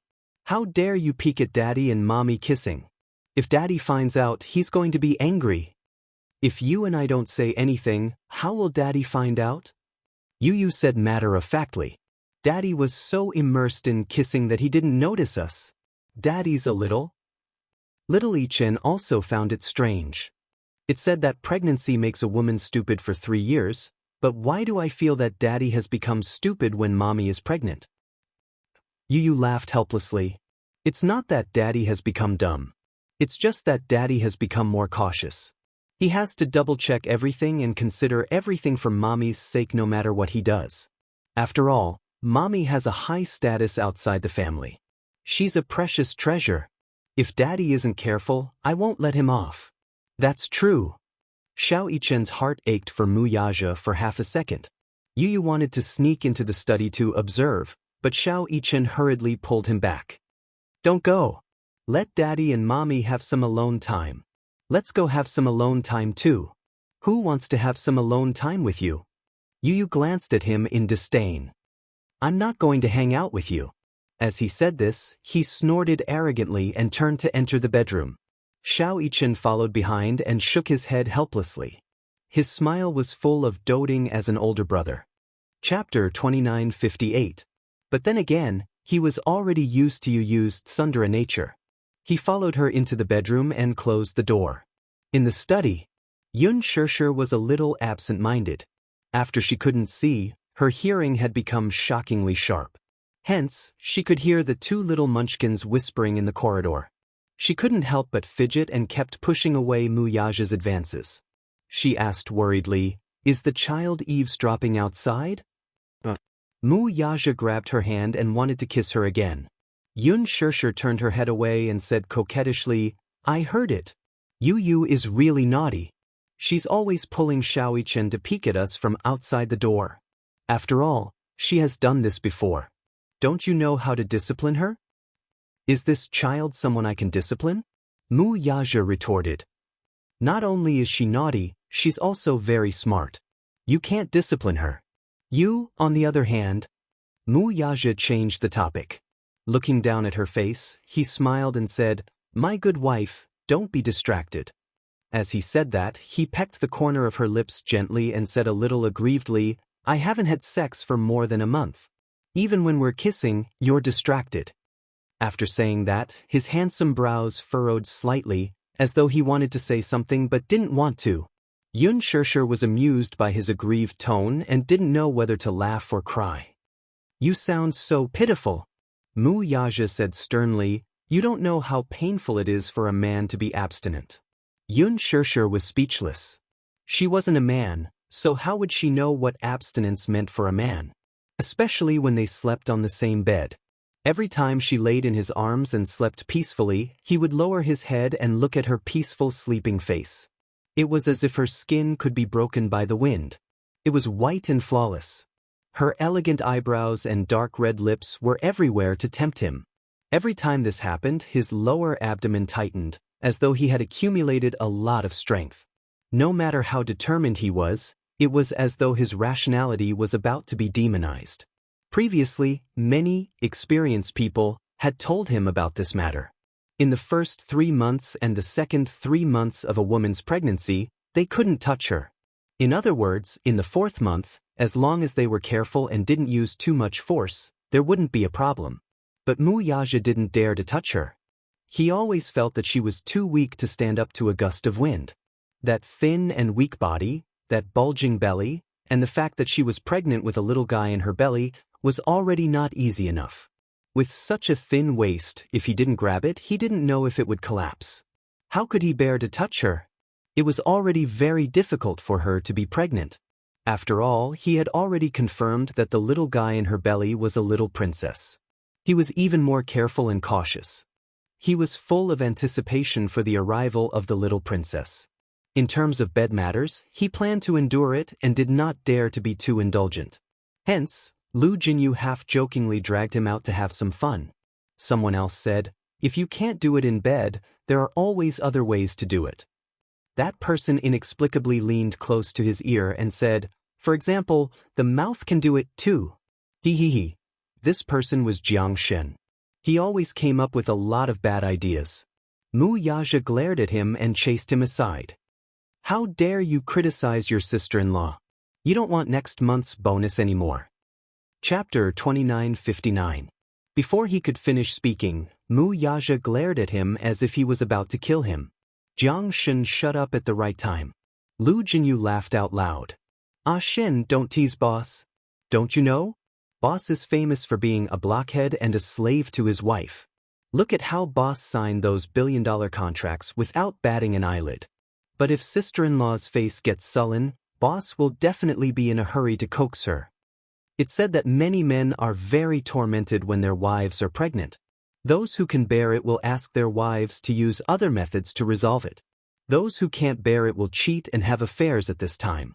However, boss is a slave to his wife of the new era. It's only 10 months. Just grit your teeth and it'll pass just like that.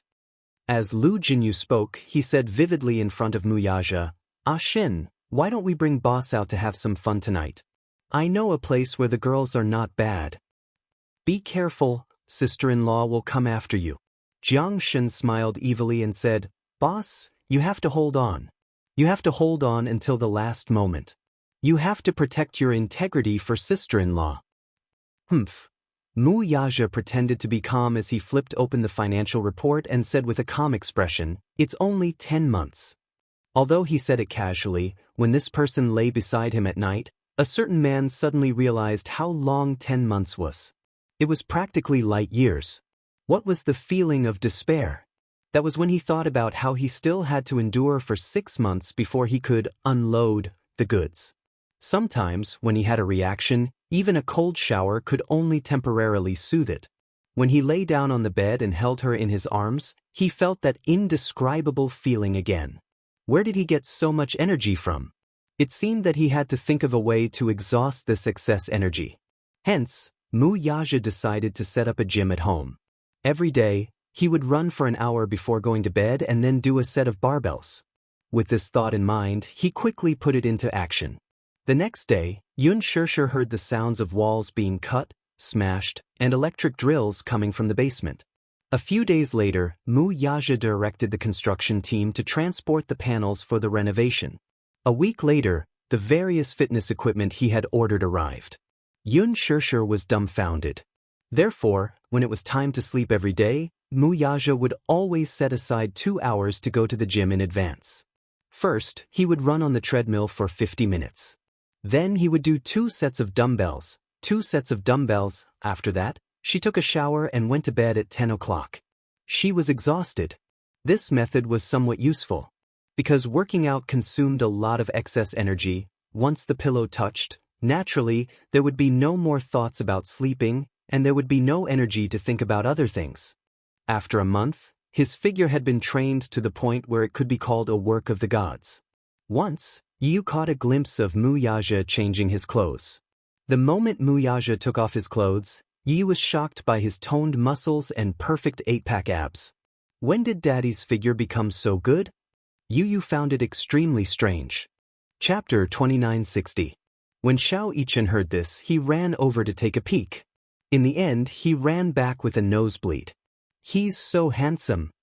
His eyes were sparkling. Luckily, Mommy can't see. Otherwise, Mommy would be smitten. Are you exaggerating? You don't understand. Xiao Yichen looked at him with disdain. Girls can't resist a man with a good figure. Yu was speechless. Was that so? Hence, Xiao Yichen and Yu would appear punctually at the gym on the basement floor at 8 o'clock in the evening. This time, it was Mu Yaja's turn to be dumbfounded. What are you doing here? Working out.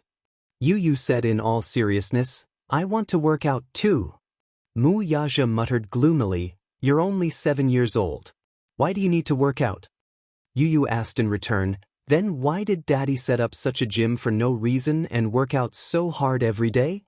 Mu Yaja looked embarrassed for a moment. He cleared his throat awkwardly but didn't answer their question directly. Yu found it even stranger. Xiao Yichen also found it strange. Daddy, you're very suspicious. Mommy can't see such a good figure even though you're working out. Then why are you working so hard to keep fit? Wuxia said in all seriousness, I can't sleep at night, so exercise helps me sleep. Insomnia? Yu looked at him strangely and rubbed his chin. Why would you have insomnia for no reason? That's strange. Wuxia's face darkened. When have I ever seen you so concerned about me? You're the one who's strange. Yu also looked embarrassed. He definitely wouldn't tell the truth. It was just that when he saw Wuxia's lean figure, he felt envious and yearned for it. He also wanted to work out and train his body. On top of that, Xianxia had been preaching that working out could make one's body healthier and have a stronger immune system. Furthermore, the metabolism during exercise would promote physical development. This caused him to waver. Because I feel that Daddy has been very suspicious recently. Daddy never used to work out. Wuxia looked at Yu and saw a burning desire in his eyes. This guy. Yu felt a little guilty under his stare. At the side, Xianxia immediately explained, Daddy's figure has become great after working out. So, Yu and I are very envious and want to work out with Daddy. Go and run on the treadmill for 40 minutes, Wuxia instructed as he pointed at the treadmill. 40 minutes? Yu wanted to back out. I'll die in 40 minutes. How do you know you can't do it if you haven't tried? The first 30 minutes of running will deplete carbohydrates. 40 minutes will deplete excess fat.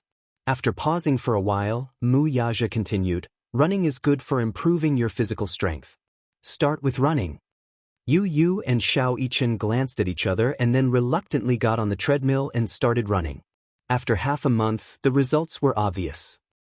Jin realized that the father-son trio would disappear at 8 o'clock sharp. Later on, he squatted down and discovered the father-son trio's shocking secret. These three guys were actually here. Fitness. Chapter 2961. Jin was really jealous. He also wanted to work out. He also wanted to be nice. Body. Hence, Jin also joined the army of fitness. At 8 o'clock in the evening, they all went to the gym together and worked out. Fitness was the ultimate motivator. Wuxia's fitness was not purely about consuming energy. After all, it was also a good way to improve one's figure. His perseverance was definitely not a slacker either. Once he decided to work out, he would definitely persevere until the end. Because of the fitness, his figure had undoubtedly become better. Sometimes at night, when they were lying in bed, Xianxia would hug him and feel his strong abdominal muscles. She could not help but feel a little surprised. Your abdominal muscles didn't seem so obvious in the past, right? Xianxia was a little puzzled. It's a little strange. You've been so mysterious recently, and your figure has become so good? Could it be that you're working out? You guessed it right. Xianxia asked half jokingly and half seriously, don't tell me you decided to work out to vent your excess energy. Wuxia's face was serious. Isn't it good to work out? Your figure can be very good. Your figure is so good, but I can't see it either. Xianxia was a little disappointed. You will. Wuxia hugged her tightly and smiled. When Yueyao is born and recuperates, we'll immediately arrange for the cornea transplant surgery. But the surgery is not something that can be done just because you want to. Xianxia felt a little wronged. After all, cornea donors can only be found by chance. I don't know when the next opportunity will come. You don't have to worry about these things. I'll worry about these things. You just need to take care of yourself and recuperate well. Don't worry about other things. But Xianxia nodded. I'll listen to you. The weather was getting hotter. Unknowingly, it was already June, but the weather was already starting to get hot. Every afternoon, it was especially hot and unbearable. Every time Jin came home, he would bring ice cream for the little ones. Yu and Xianxia each held a Häagen-Dazs and ate with relish. Häagen-Dazs. Xianxia was drooling. She used to love Häagen-Dazs when she was still an office worker. This is the Hermes of the ice cream industry. Although Xianxia couldn't see, her ears weren't deaf. She heard the two little guys eating ice cream, and her saliva secreted even more. Jin, why didn't you bring me? Xianxia asked angrily. Jin said innocently, Brother-in-law said that you can't eat cold food. Why? Xianxia asked gloomily, why can't I eat ice cream? That's not fair. Yu licked his lips, still yearning for more. When he heard his mother grumbling at the side, he explained, Daddy read in a book that pregnant women should avoid contact with ice as much as possible. I don't remember the exact reason, but in any case, Daddy's words are clear and logical. Mommy, just bear with it for a while. For the sake of sister's health, don't touch ice cream. Wuxia had read the Encyclopedia of Pregnancy before. It said that pregnant women shouldn't eat cold food or even touch it. Research showed that when a pregnant woman's hand touched ice, the blood vessels in the uterus would contract, which would affect the blood circulation of the fetus and affect its growth. Therefore, he repeatedly ordered her not to touch anything cold. Chapter 2962. It was fine when the weather was cool, but in the middle of summer, the air conditioner alone was not enough to relieve the heat. Everything she drank was warm. Xianxia was about to complain. Why are you guys not moving? How does it feel to drink warm water on such a hot day? I feel like there's a ball of fire in my body. I'm about to burn. I'm burning. Hua Jin and Yu looked at each other and gave Xianxia a sympathetic look. Xianxia, who was beside them, felt his heart ache even more. Xianxia sat at the table and held the teacup in her hand with an aggrieved expression. The teacup was filled with hot water that had just been boiled. As it had not cooled down yet, she was so thirsty that her throat was about to smoke. She could not drink any water. It was too hot. These days are simply too torturous. She wept and wailed, her hopes dashed. It was easy to be anxious during pregnancy. Moreover, it was summer. More importantly, her situation was very different from when she first got pregnant. When she was first pregnant, Wuxia had sent a top-notch nursing team to take good care of her food, clothing, and daily necessities. At that time, she was 18 years old and pregnant for the first time. The pregnancy symptoms were not serious. At first, she had some morning sickness and did not have a good appetite. Hence, the nurse in charge of taking care of her put in a lot of effort to adjust her appetite. Fruit yogurt, potato salad, watermelon juice, orange juice. Due to the need to nourish the fetus, she was arranged to live in a villa near the sea. Although she did not leave the house, the villa had a large courtyard, rockery, and flowing water. When she was free, she would take a walk in the courtyard. When she took a walk, a large group of people followed closely behind her. After all, the child in her stomach was precious. Wuxia repeatedly emphasized that if anything happened to the child, they would be held accountable. They could not bear the responsibility. Hence, they took good care of her 24 hours a day. For the first 6 months of her pregnancy, she would take a half-hour walk every day. It was because she heard that if she exercised more during pregnancy, the delivery would be much smoother. Sometimes, when the weather was good, she would go to the beach, step on the tide, walk barefoot on the beach, and pick up seashells.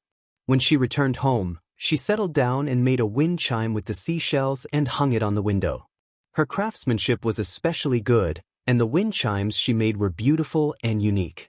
When the sea breeze blew, the shells gently swayed, making a crisp and pleasant sound. At that time, although the days were leisurely, she was never idle.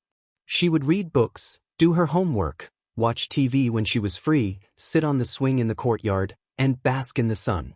Every day, she would arrange herself to the fullest. However, things were different now. She couldn't see, so it was inconvenient for her to do anything. When it came to pregnancy, it was extremely boring. There was a little one in her stomach. She had to carefully protect her, but she also had to worry about this and that.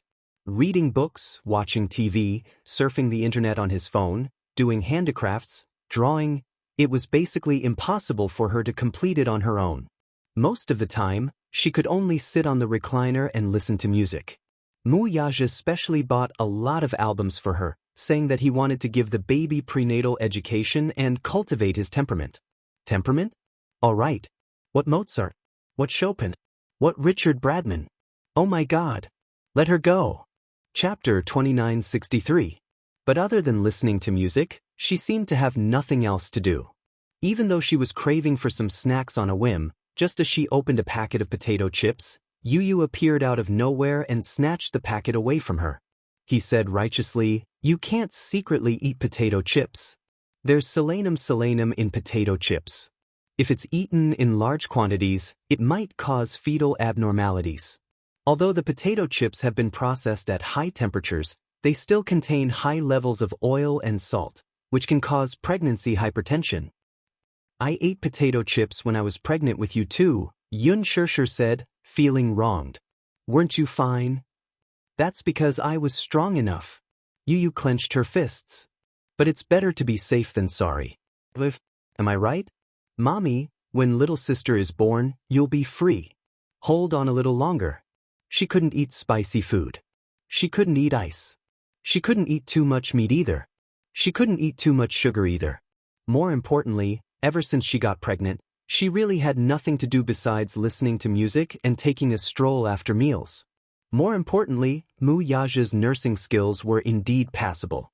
After all, he was born into a rich family and had never served anyone before. This was his first time serving someone, and it was her. Although his attitude was good, but in the middle of the night, she was suddenly awakened by hunger. Her stomach was growling. She turned her head and saw that Wuxia was sleeping soundly. Hence, she snapped her fingers lightly and the voice-activated wall lights lit up. Ever since her eyesight had deteriorated, Wuxia had changed all the lights in the house to motion sensor lights. Although her eyesight wasn't good, especially at night, it didn't mean that she couldn't see anything. If the wall lights were on, she could still make out the faint light. Hence, he changed them to motion sensor lights. As long as there was even the slightest sound, the lights would light up. Wherever she went, the lights would illuminate the place. At least, she could use the light to determine her direction. Where there were lights, he had removed all the furnishings and there were no obstructions. Even Yu did not expect such thoughtfulness, but Wuxia was the first to take it into consideration. Xianxia was amazed by such a high-tech light control system. However, it was much more convenient after changing the light control system. She followed the light and groped her way to the shelf. She took a packet of biscuits and tore off the packaging.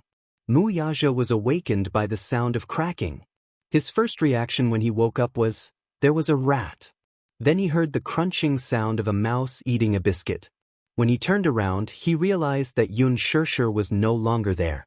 Only then did he guess that the sound must have come from a hungry kitten in the middle of the night. Following the sound, he walked into the living room and saw someone sitting on the sofa, happily munching on a biscuit. He didn't go forward to disturb her. He quietly crossed his arms and leaned against the wall, watching her eat. Xianxia was so hungry that she couldn't care less about her image. She stuffed the biscuits into her mouth carelessly. She held a bottle of mineral water in her right hand and gulped it down from time to time. She seemed to be eating too quickly and choked. Wuxia walked over nervously and sat down beside her. He gently patted her back. "Eat slowly. No one's fighting with you." Xianxia heard his voice and was stunned. She looked up. "You're awake?" Chapter 2964. "Yeah. I was woken up by the sound of you eating." He stroked her back gently as he said, "Those who didn't know better would have thought that there was a rat in the house." "You said that I sounded like a rat when I ate the biscuits." She questioned, feeling hurt. What? She felt aggrieved and unhappy. However, he was amused. "Aren't rats cute? Speaking of which, you seem to be eating in such a hurry. Are you that hungry?" "Yeah. I don't know why, but I was woken up by hunger. I remember that I ate quite a lot last night. Why am I so hungry?" "It's probably because the baby is hungry." "Really?" Xianxia smiled. "Alright. I feel that it's especially difficult when I'm pregnant with this guy." After a pause, she held his arm and said coquettishly, "Hubby, I want to eat ice cream." Wuxia immediately put on a straight face. "You're not allowed to eat it." She begged again, "Boo. Just one bite. Just one bite, okay? Can't you bear with it? I don't know why, but I've been craving ice cream lately. It would have been better if he hadn't mentioned ice cream." The moment he mentioned ice cream, her saliva secreted even more. She swallowed a mouthful pitifully and said, "One bite will do. Can you satisfy my craving?" His stance was firm, and he didn't waver because of her grievances. If you can't eat it, you can't eat it. How can you be so heartless? Xianxia said angrily, can't you be more open-minded? Madam, I'm already very open-minded. I'm doing this for your own good. If it's for my own good, shouldn't you be looking for ice cream on the streets for me? She was being unreasonable. However, he was still very patient. He patted her head gently and coaxed, be good. Go to sleep after eating. Don't think about it and you won't be hungry anymore. But I just can't stop thinking about it. Be good. Wuxia leaned close to her ear and said meaningfully, I can resist not touching you for 10 months. Can't you resist not touching ice for 10 months? Xianxia's face flushed red in an instant. She clutched the corner of her pajamas tightly and said awkwardly, I heard that, even when you're pregnant, as long as you're careful in the first 3 months, it won't affect you in bed, no. Wuxia, on the other hand, was a conservative. He said stubbornly, as long as there's even the slightest risk, I won't allow it. You're being too cautious, what if? He suddenly held her shoulders and stared at her. It's because I care too much that I'm careful in everything. Even if there's a little risk, I won't do it. There's no what if, and I won't allow any what if. It was precisely because he cared too much that he was so careful about everything, no matter how big or small. He was afraid that if he was not careful, something would happen to her and the child in her stomach. Perhaps ordinary people would find it difficult to understand his feelings. He didn't want the child in his belly to be hurt at all, and he didn't want her to suffer at all. He knew in his heart that the days of pregnancy were indeed torturous. Moreover, she couldn't see or do anything. Even reading books was the most extravagant thought. That was why he had spared no effort to spare more time to accompany him. Chapter 2965. It was a good thing that he had 2 capable assistants. However, Lu Jinyu and Jiang Shun could not voice their grievances. Those who didn't know better would think that boss was pregnant for 10 months. Xianxia could only give up. She reluctantly let him hold her hand and returned to the bedroom. Wuxia carried her to the bed and covered her with the blanket. After he got on the bed, Xianxia suddenly turned around and hugged him. Thank you. He raised his eyebrows in surprise. However, she heard her say, have I been making trouble for no reason recently? Before he could speak, she continued in frustration, I don't know why, but recently, my temper has been getting harder and harder to control. If I don't get satisfied with the small things, I feel especially anxious and want to flare up. Have I always made you angry? Wuxia smiled and said, Madam, this is a special period now. I'll give in to you more. In other words, even if I'm unreasonable, you won't stoop to my level? Xianxia teased him deliberately. When Wuxia heard this, how could he not know that she was deliberately digging a hole for him to jump into? However, he was a smart person. He knew that if he said yes directly, she might be unhappy. Therefore, he asked seriously, how is this being unreasonable? Madam is righteous, gentle, and virtuous. I can't wait to dote on you. Although Xianxia knew that he was deliberately coaxing her, her heart was still as sweet as honey. Alright, stop fooling around. Wuxia pulled her into his arms and reminded her, sleep early. Lying in his arms, she suddenly felt a little uneasy. Is this the happiest moment of my life? Why do I feel a little uneasy? Wuxia raised his eyebrows, not understanding what she meant. I'm so happy now. I don't know what the future will be like, but this should be the happiest moment of my life. I'm so happy that I feel like it's almost unreal. No! Wuxia gently stroked her hair. I will make you happier. I want to give you the most beautiful things in the world. Xianxia pursed her lips and fell asleep peacefully on his chest. Not long after, he began to snore softly. Sleeping so soon? He didn't know whether to laugh or cry. He rubbed her face. Thus, with her in his arms, he fell asleep contentedly. However, not long after, Xianxia's resentment towards the ice cream came again. The weather was getting hotter. Hua Jin seemed to be deliberately provoking hatred. He wholesale a large batch of ice cream, Häagen-Dazs, Baxi, Cornetto, and all kinds of other ice creams. Yu returned home and opened the fridge.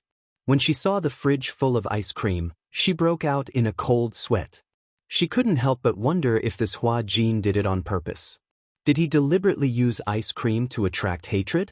Didn't he know that Mommy had been complaining for a long time because she couldn't eat ice cream? What a huge grudge.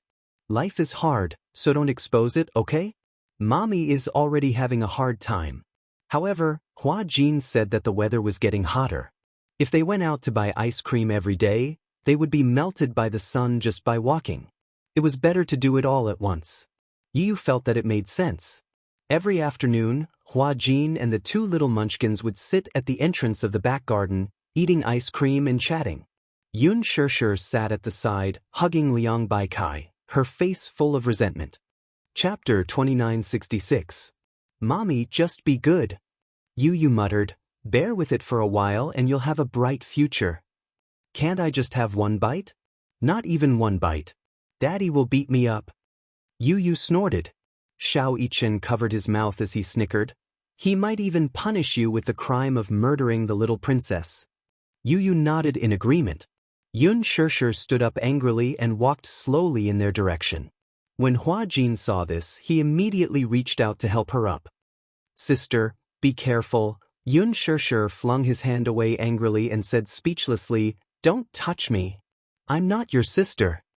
Hua Jin, who was innocently implicated, cried helplessly, why am I implicated as well? You didn't know whether to laugh or cry as she said, how is this being implicated? You're the real source of all evil. What do you mean by that? Hua Jin pointed at himself, wanting to cry but having no tears. How am I the source of all evil? Yu said, if you hadn't seduced Mommy on purpose, Mommy wouldn't have been so greedy. A pot floated down from the sky. It hit Hua Jin hard on the head. Hua Jin hugged the pot and said pitifully, all right, my pot. It's just pregnancy. It's not my first time. When I was pregnant with you guys, I wasn't so careful. I couldn't touch this or that. Weren't you guys healthy? When Yu heard this, she immediately cleared her throat and pouted. That's not fair. Xianxia's body is so strong, but Mommy, have you forgotten that I spent most of my time in the hospital before I was 4 years old? So it turns out that you didn't take good care of the fetus during your pregnancy. Perhaps my poor physical fitness is related to this. It would have been better if she had not explained it this way. Once she did, Yu felt that Mu Yaja was right. She was even more convinced of the importance of taking care of the fetus. Another pot was thrown from the sky, and this time, it was directly smashed on Xianxia's head. She was completely confused as she silently cursed in her heart. Your physical fitness isn't good, it's not because you're in the nurturing period. Xianxia explained innocently, you and Xianxia are twins. The doctor said that when you were in my stomach, you were competing for nutrients. You couldn't compete with Xianxia. Also, you were born prematurely 8 months ago. Because you were born prematurely, you were weak. Why is it premature? Yu asked curiously, blinking. The doctor said that it's because of the anxiety during the pregnancy, plus, at that time, when she was more than 7 months pregnant, Xianxia asked for permission to meet Xianxia. That period of time was when the Yun family was at its most difficult. However, even though they had been meeting, Xianxia was very extreme about her surrogacy. He was once so proud. How could he watch his beloved daughter use her body as the price to repay the Yun family's debt? This debt to the loan sharks might be cleared in an instant. However, the guilt he felt toward her was something that he would never be able to repay in this lifetime. Therefore, every time they met, the father and daughter would sit opposite each other. He would always think of all sorts of ways to persuade her to abort the child. Xianxia's thinking was very simple, but he did not know that if she were to abort the child, it would be even more harmful to her body. Chapter 2967. Hence, during that period of time, the pressure and burden on her heart were too heavy. Her first child was twins. Furthermore, she was only 18 years old when she got pregnant. Compared to other pregnant women of her age, the preterm delivery rate was 11 times higher. Furthermore, her emotions fluctuated greatly. One morning, when she woke up, She had just gotten out of bed and walked a few steps when she felt something strange in her body. On the way back to school in the car, she suddenly felt a warm liquid sliding down her thighs. It turned out that her amniotic fluid had broken. As there was still a long way to go before the due date, no one had expected the sudden premature birth. She was then rushed to the hospital. Fortunately, her life was saved. Hua Jin suddenly mumbled, "If it's just a little bit, it shouldn't be a problem, right?" "No way," Yu insisted. "If anything happens to Mommy, Daddy will tear you to pieces." Hua Jin swallowed his saliva in horror. So brutal, of course. His sister is his life. With her around, we'll lose our status. As he spoke, Yu and Xianxia hugged each other and cried. "Xianxia, I suddenly feel so sad." Xianxia was speechless. When did these two little guys become so dramatic? Xianxia argued with the three of them for a long time, but it was all in vain. However, this stubbornness didn't diminish at all. Especially at night, when she was forced to lie in bed and cover herself with a thin blanket. Because a certain man solemnly said that pregnant women shouldn't be exposed to too much air conditioning and that it wasn't the dog days of summer yet, Muyaja only turned the air conditioner fan on. She begged him to turn it on, and he finally turned it to 29 degrees. 29 degrees. Wasn't that the same as not turning it on? Because of the stuffy heat in the house, she missed the sweet and frosty taste of ice cream. Hence, for some reason, she got out of bed and tiptoed to the man's room. Pushing open the door, she made her way to his bed. Pa! A hand covered Hua Jin's face. Hua Jin was sleeping soundly. In his dream, a terrifying hand suddenly reached out towards him and touched his face. He was startled awake from his dream and saw Xianxia sitting by his bedside, softly calling out to him, "Hua Jin, wake up." "What's wrong?" Hua Jin immediately sat up nervously and looked at her worriedly. "Are you not feeling well?" "I really want to eat ice cream." "Hua Jin, can you take me to eat ice cream?" "Hua Jin." He looked at her with a puzzled expression. He really didn't know what kind of obsession made her come all the way to his room in the middle of the night to beg him to take her to eat ice cream. His room was quite a distance away from hers, and there was even a staircase. It must have taken her a lot of effort to find her way here. "Is it necessary?" Hua Jin was about to cry from laughing. "Do you really want to eat ice cream that much?" Whenever I hear about ice cream, I salivate. Chapter 2968. Hua Jin, if you can't even fulfill such a small request, I'm going to be depressed. Hua Jin looked at her with heartache. Perhaps, in the eyes of others, such a request was too pretentious. But to him, he could understand it very well. When other people were pregnant, at least their eyes were useful. Even if they had a strong desire for something, they could still do other things to distract themselves. But she couldn't. She couldn't do anything. She couldn't do anything. She could draw, embroider, read, watch television, surf the internet, play games. She even needed someone to support her when she took a walk. It was extremely boring. Probably not many people could tolerate it. Or perhaps, if it were someone else, they would probably be diagnosed with depression. Hua Jin hesitated for a moment. Suddenly, he reached for his cell phone and said, "Wait a minute." "What are you doing?" she asked curiously. Hua Jin didn't answer immediately. She could only hear the sound of web pages being switched on his cell phone. A few minutes later, Hua Jin put down his cell phone and said to her, "I did some research just now. It said that if it's just a little, it's okay to eat something cold once in a while. Moreover, the weather is hot now, so it's not a big taboo." Hua Jin snapped his fingers and said, "Just the right amount." "Yes, just the right amount." "Right? I was right, wasn't I?" Xianxia said agitatedly. "They said that pregnant women shouldn't be in front of the computer for too long because there will be radiation. But in reality? When I used to work, many of my colleagues were pregnant, but I didn't see any of them quit their jobs. She only went back on maternity leave to prepare for labor when she was about to give birth. The little ones that she gave birth to are all healthy. But there's no more ice cream at home." Hua Jin looked at her expression and said carefully, "Yu and Xianxia have eaten it all." "Why are these two little guys eating so fiercely?" she muttered. Hua Jin looked at her and laughed. Okay, stop muttering. I'll take you to find ice cream now, okay? But then change your clothes. All right. Hua Jin held her hand and led her to the cloakroom. He took all the clothes for her, closed the door, and let her change. He was wearing home clothes, so it didn't matter if he didn't change. After Xianxia changed her clothes, Hua Jin secretly stole a key and led her to the garage. He helped her into the front passenger seat, then sat in the car and started the car. It's already 12 o'clock. I'm afraid there aren't any ice cream shops open. It doesn't matter if it's not Häagen-Dazs. Hua Jin held the steering wheel and thought for a while. Suddenly, his eyes lit up. I know a place. Where? The biggest night market in Jing'an district.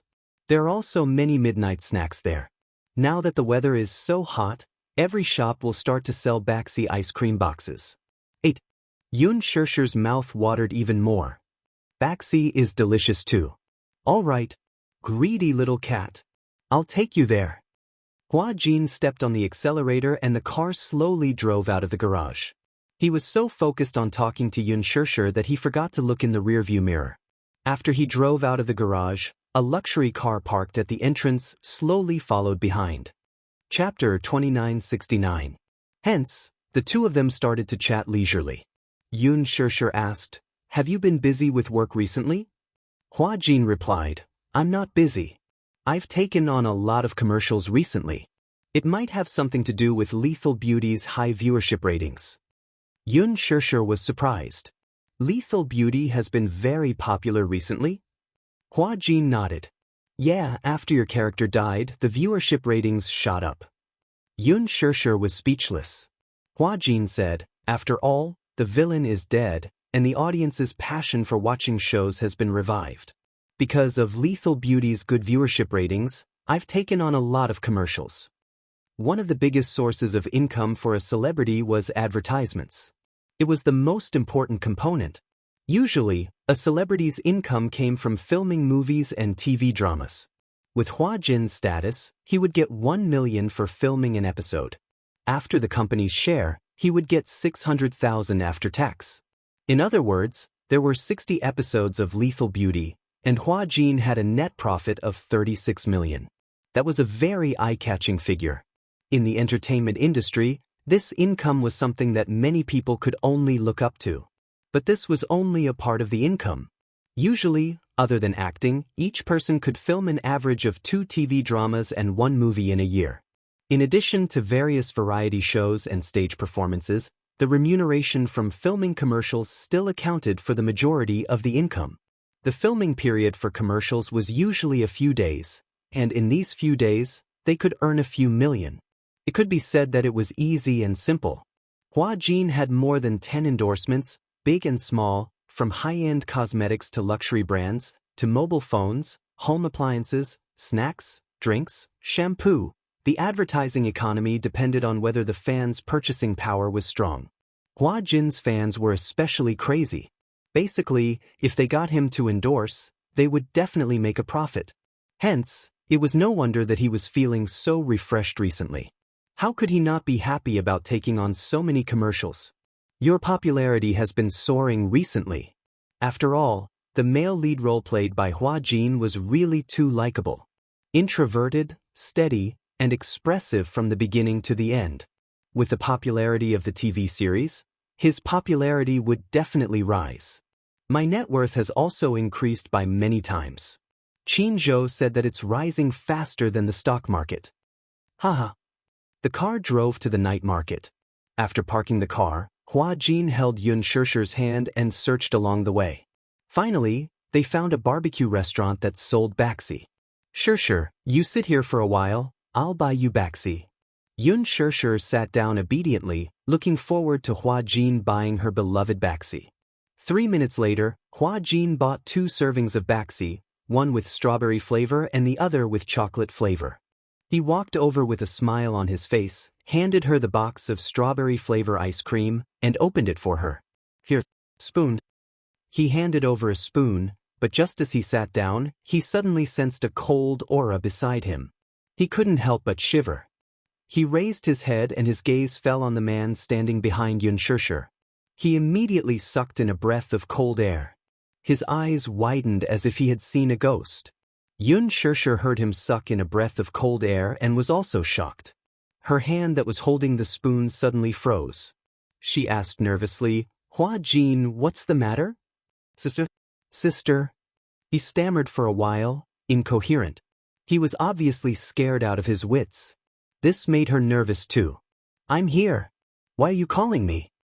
Chapter 2970. Brother-in-law. Xianxia was stunned when she heard the word, brother-in-law. Brother-in-law? For a moment, her mind was racing. Hua Jin's brother-in-law, isn't he? Xianxia froze and turned her head mechanically. Even though she couldn't see clearly, she could see a tall figure in her hazy vision. He was tall and seemed to be dressed in black casual clothes. She couldn't see his face clearly, but his imposing aura and Mu Yaja's unique aura made her realize she had been caught red-handed. Why did he follow them here? Xianxia's face was especially stiff. Hua Jin, on the other hand, gulped nervously and laughed. "Brother-in-law, why are you here?" He smiled ingratiatingly while cursing silently. How did he find his way here? Could it be that they had a GPS tracker on them? When Hua Jin was making up a story, Mu Yaja smirked. "You don't have a GPS tracker on you. Then did you send a private investigator to follow us?" Hua Jin blurted out. However, he covered his mouth the next second and looked at him awkwardly. He actually blurted it out. Wait a minute. How did he know what he was making up in his mind? Could it be? His brother-in-law had a superpower like mind-reading. Hua Jin's imagination was running wild. Mu Yaja continued, "I don't have mind-reading abilities either." Hua Jin felt even more awkward. He fidgeted and asked, "Then how do you know what I'm thinking?" "What you're thinking is written all over your face." Mu Yaja paused for a moment. His gaze fell on the ice cream in his and Xianxia's hands, and his gaze became even colder. Eating ice cream in the middle of the night? Mu Yaja's gaze revealed a hint of danger. He scrutinized him again. His cold and unpredictable gaze was really chilling. Hua Jin felt his hair stand on end under his stare. Just as he was about to explain himself, Xianxia sat up properly and said with a smile, "Hua Jin said that he suddenly wanted to eat ice cream, so I accompanied him here." She smashed the big wok on Hua Jin's head. "Hua Jin? What?" He was betrayed just like that. Hua Jin was trembling in fear. Hearing this, Mu Yaja's meaningful gaze landed on him. Startled, he was about to clear his name from the suspicion when Mu Yaja interrupted him. But unexpectedly, Xianxia seemed to know what he was going to explain. She reached her hand under the table and pinched Hua Jin's thigh. Hua Jin shuddered as his eyes turned red from the pain. He subconsciously blurted out, "Yes, sister is right." Only then did Xianxia let go. She looked uneasy. Hua Jin was in so much pain that he was about to cry. He immediately used his palm to caress the area where she had pinched him just now. Tears were streaming down his face. He felt bitter inside, but he didn't say it out loud. Mu Yaja obviously saw Xianxia's little action, but he deliberately didn't expose her. His gaze was unfathomable as he smiled slightly. Hua Jin smiled. "I don't know why, but when I woke up in the middle of the night, I really wanted to eat ice cream. But it was too boring to eat it alone, so I dragged her along to accompany me." "So," Mu Yaja glanced at him coldly, "you're pregnant too?" The atmosphere was awkward. What was he most afraid of? He was most afraid of the sudden silence in the air. Hua Jin sat up uneasily.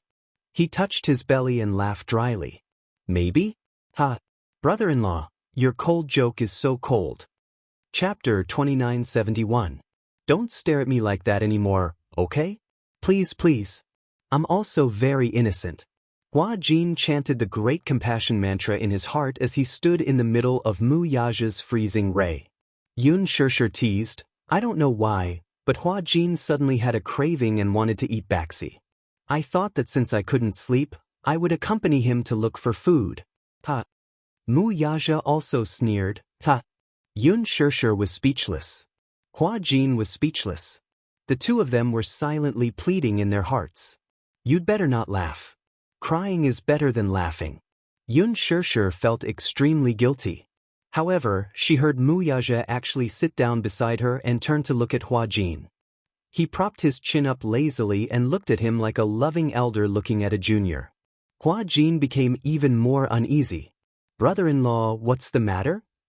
He looked at him and his tone became strangely gentle. Do you like ice cream that much? Even though it was such a gentle tone, it was extremely cold when it fell on his ears. He felt that there was a hidden meaning in his gaze and words.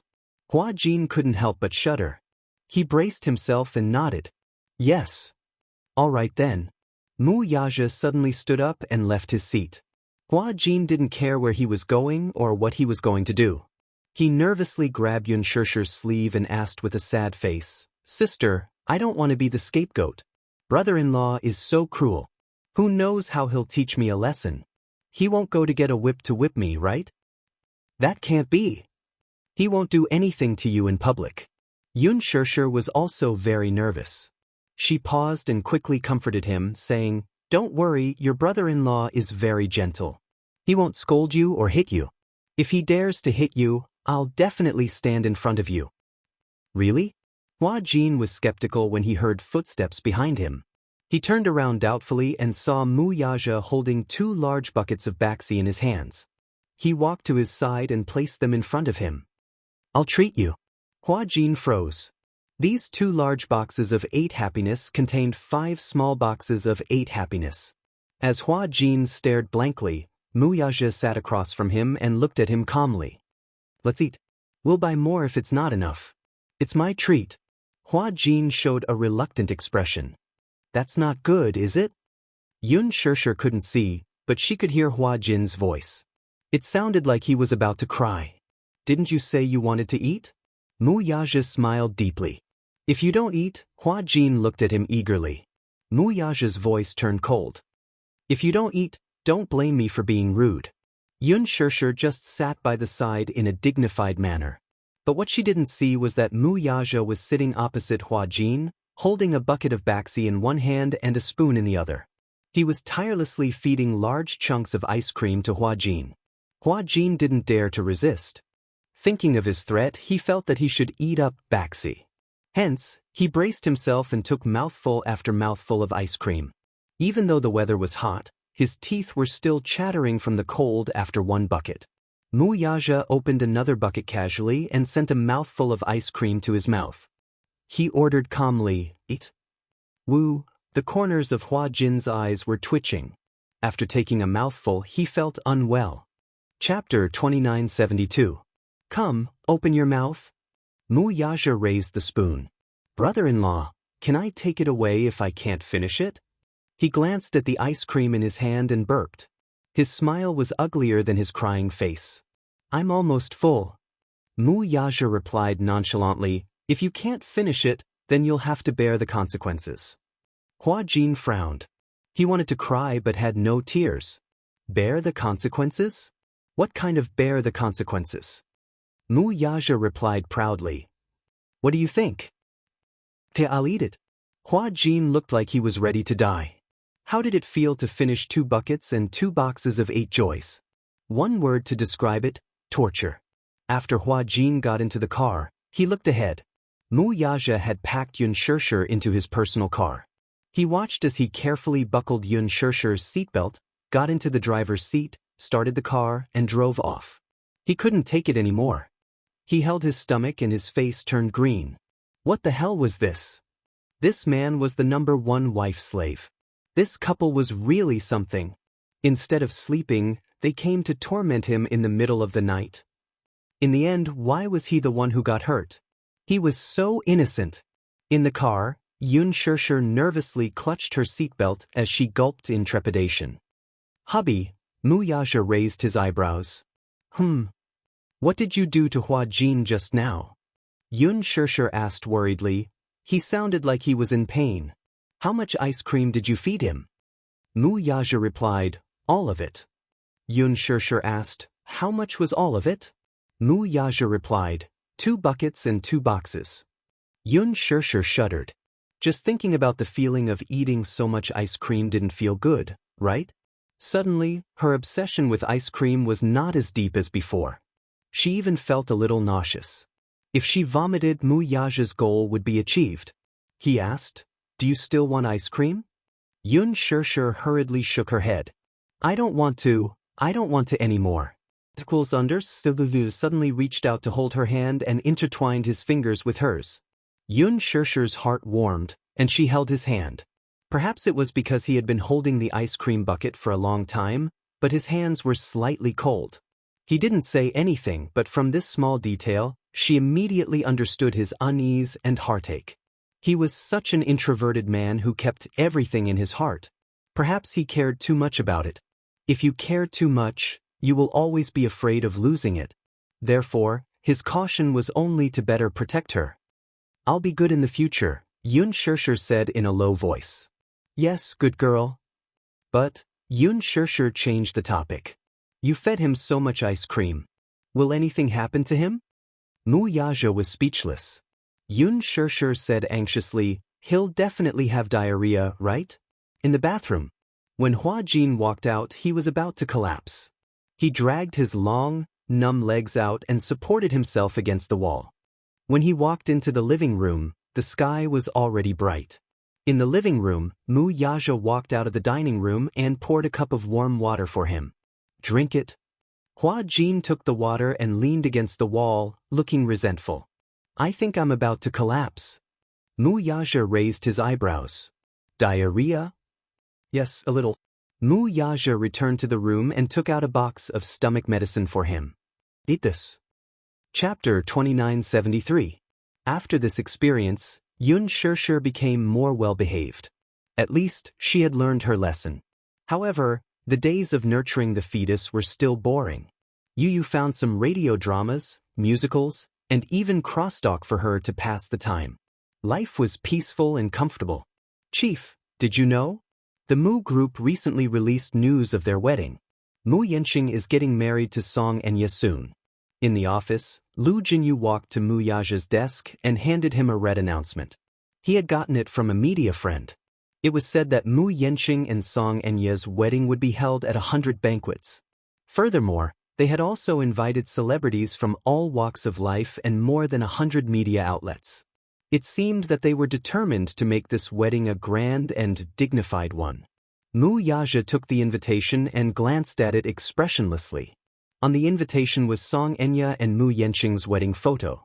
The time and location were also written. He took a closer look. Although it was called a wedding photo, it was more accurate to say that this was not a traditional wedding photo. Song Enya was wearing a wedding dress and holding Mu Yanqing's arm. Mu Yanqing was wearing a suit.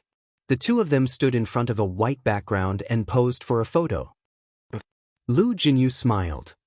"Chief, are you going?" Mu Yaja glanced at him. "Why should I go?" "To watch the show." "It's boring." "How can it be boring? The Mu group and the Song family have been advocating that this wedding must be grand and dignified. At the very least, we should go and see how grand the Mu family can be so that Chief can refer to it. You and sister-in-law haven't held a wedding yet, right? We can't let our pomp and circumstance fall short." Mu Yaja smiled playfully. "Pomp and circumstance? A wedding isn't just about pomp and circumstance.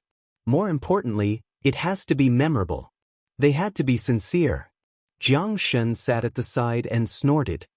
The reason why the Mu group is spending so much money this time is because they want to use this wedding to revitalize the Mu group's reputation. Just like a destitute aristocrat who is so poor that he has to empty his family's fortune, he has to resort to all means to pretend to be a noble. Lu Jinyu snapped his fingers and said, "To put it simply, it's just posturing." Jiang Shen said, "Bingo." Mu Yaja frowned. Although the Mu group is in dire straits, a starving camel is still bigger than a horse. After all, its power is still stable. Don't let your guard down. Lu Jinyu said, "Boss, aren't you bent on monopolizing the Mu Corporation's medical industry?" Jiang Shen analyzed. "However, if we forcibly acquire the medical industry under Mu Group, we will definitely suffer a great loss." The Mu Group was now very close to this industry.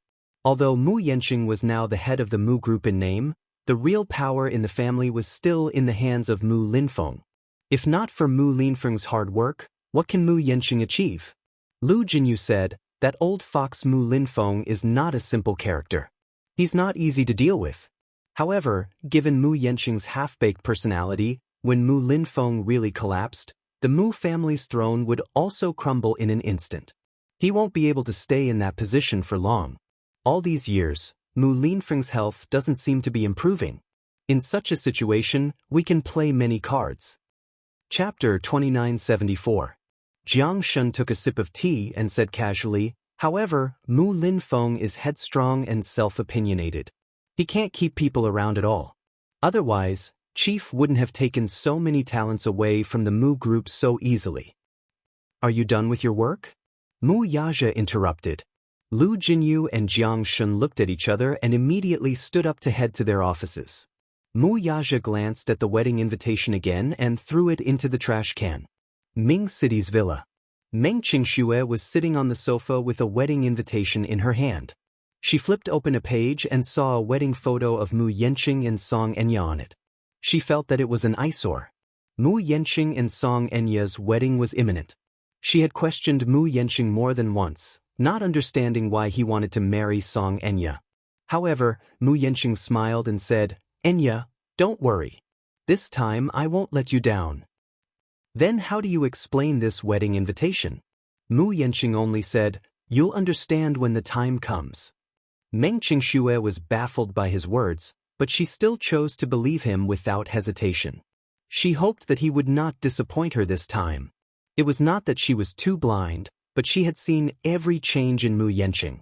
Ever since they returned to the capital from Yen City, Mu Yanqing had spent almost every night with her.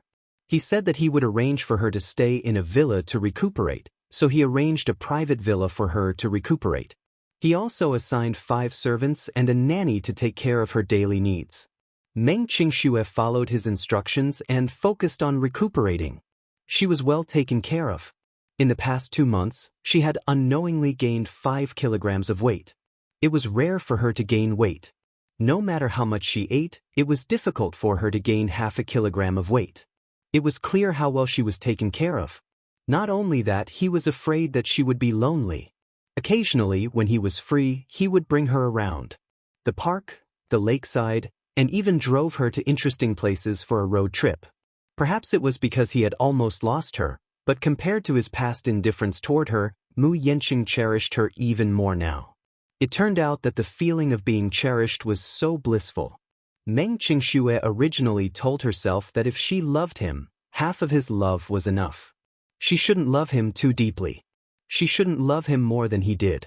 Otherwise, she would be the one suffering. However, being wrapped in such tenderness, she seemed to have fallen into it once again. Mu Yanqing would accompany her to every prenatal checkup without exception.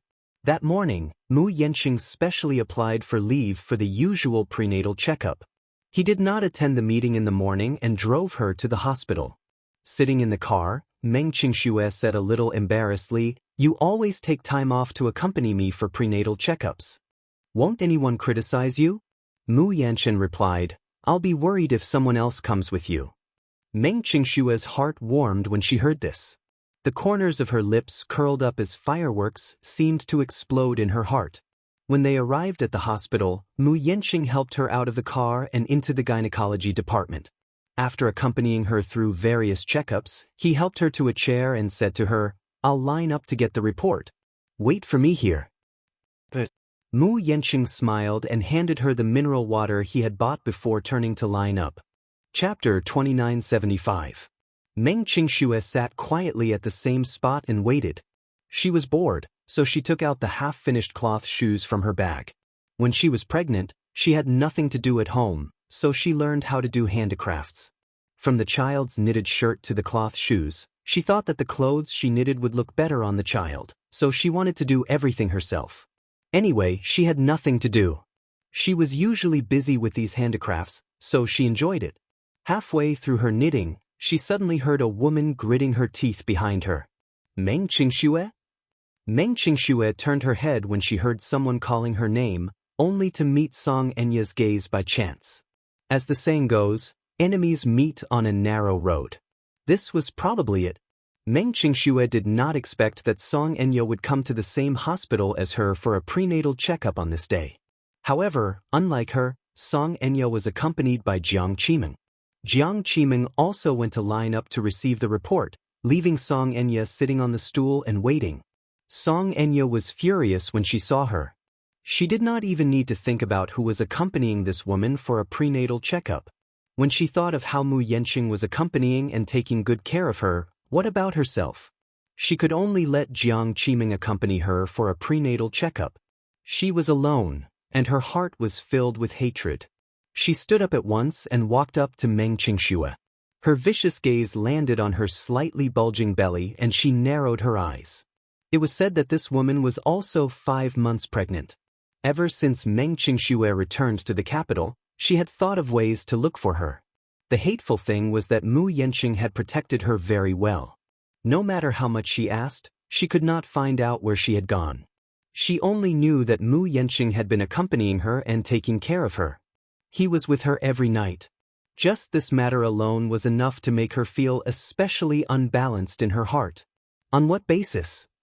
She was his fiancée. Even if there were no feelings, she was pregnant with his flesh and blood. As a father, shouldn't he ask about her and show some concern? Song Enya felt bitter in her heart. When Meng Qingxue saw her, her heart skipped a beat, and a contemptuous expression appeared on her face. So it's you? She smiled arrogantly and coldly. Are you here for a prenatal checkup too? Meng Qingxue, how dare you say that? Song Enya did not bother to hide her anger as she pointed a finger at her. Are you feeling smug? You feel a sense of accomplishment for interfering in someone else's marriage, don't you? Meng Qingxue was stunned. Song Enya's loud voice attracted the attention of the people around her. The people who came here were all pregnant women who came for a prenatal checkup. As soon as they heard this sentence, everyone's curiosity was suddenly gathered. Everyone looked in their direction, only to see 2 people, one standing and one sitting, angrily confronting each other. Meng Qingxue sneered. I don't know what you're talking about. You don't know what I'm talking about. Song Enya paused. Has Mu Yanqing been with you for the past 2 months? Meng Qingxue retorted, what does that have to do with you? I'm his wife. What do you think it has to do with me? Chapter 2976. When the crowd heard this, they immediately understood what was going on.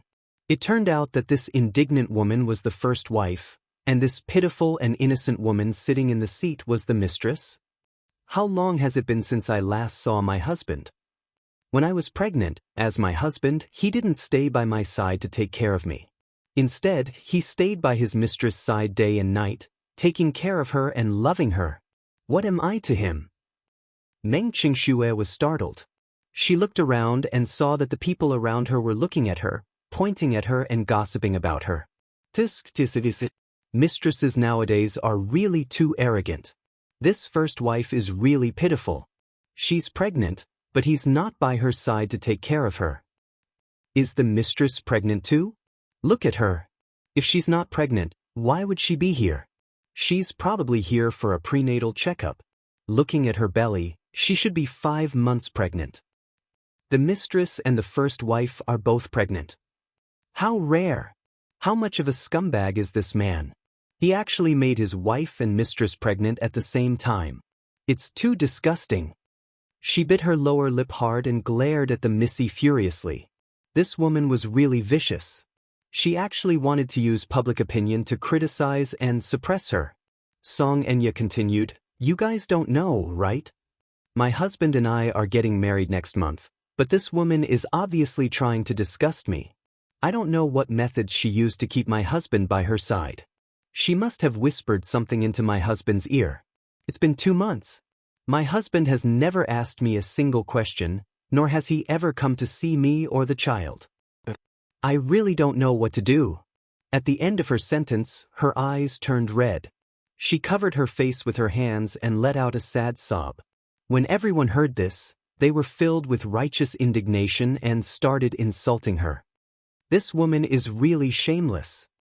Why is a mistress so disgusting? I think she's quite pretty.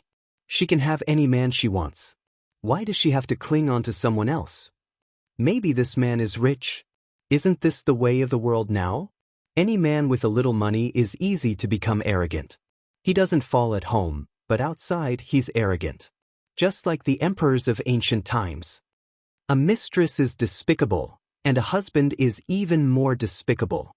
It's better not to marry such a man. Xianxia wiped her tears and said, "There's nothing we can do even if we regret it. We already have a child. We can't let the child be born without a father, right?" "Yeah, that's a problem." Some of the older people couldn't stand it. They pointed at Meng Qingxue and said, "If you have a conscience, don't cling on to someone else's husband. As for the child in your belly, hurry up and abort it. What's hers is hers. Even if you snatch it away, can you still have a clear conscience?" Exactly. She was a good girl. Why did she interfere in someone else's marriage? You will suffer retribution for doing this. Meng Qingxue suddenly raised her head and said in a deep voice, "I'm not a mistress." Xianxia glared at her. "What did you say?" "I said," Meng Qingxue suddenly stood up and stood face to face with her. "I'm not a mistress. You are."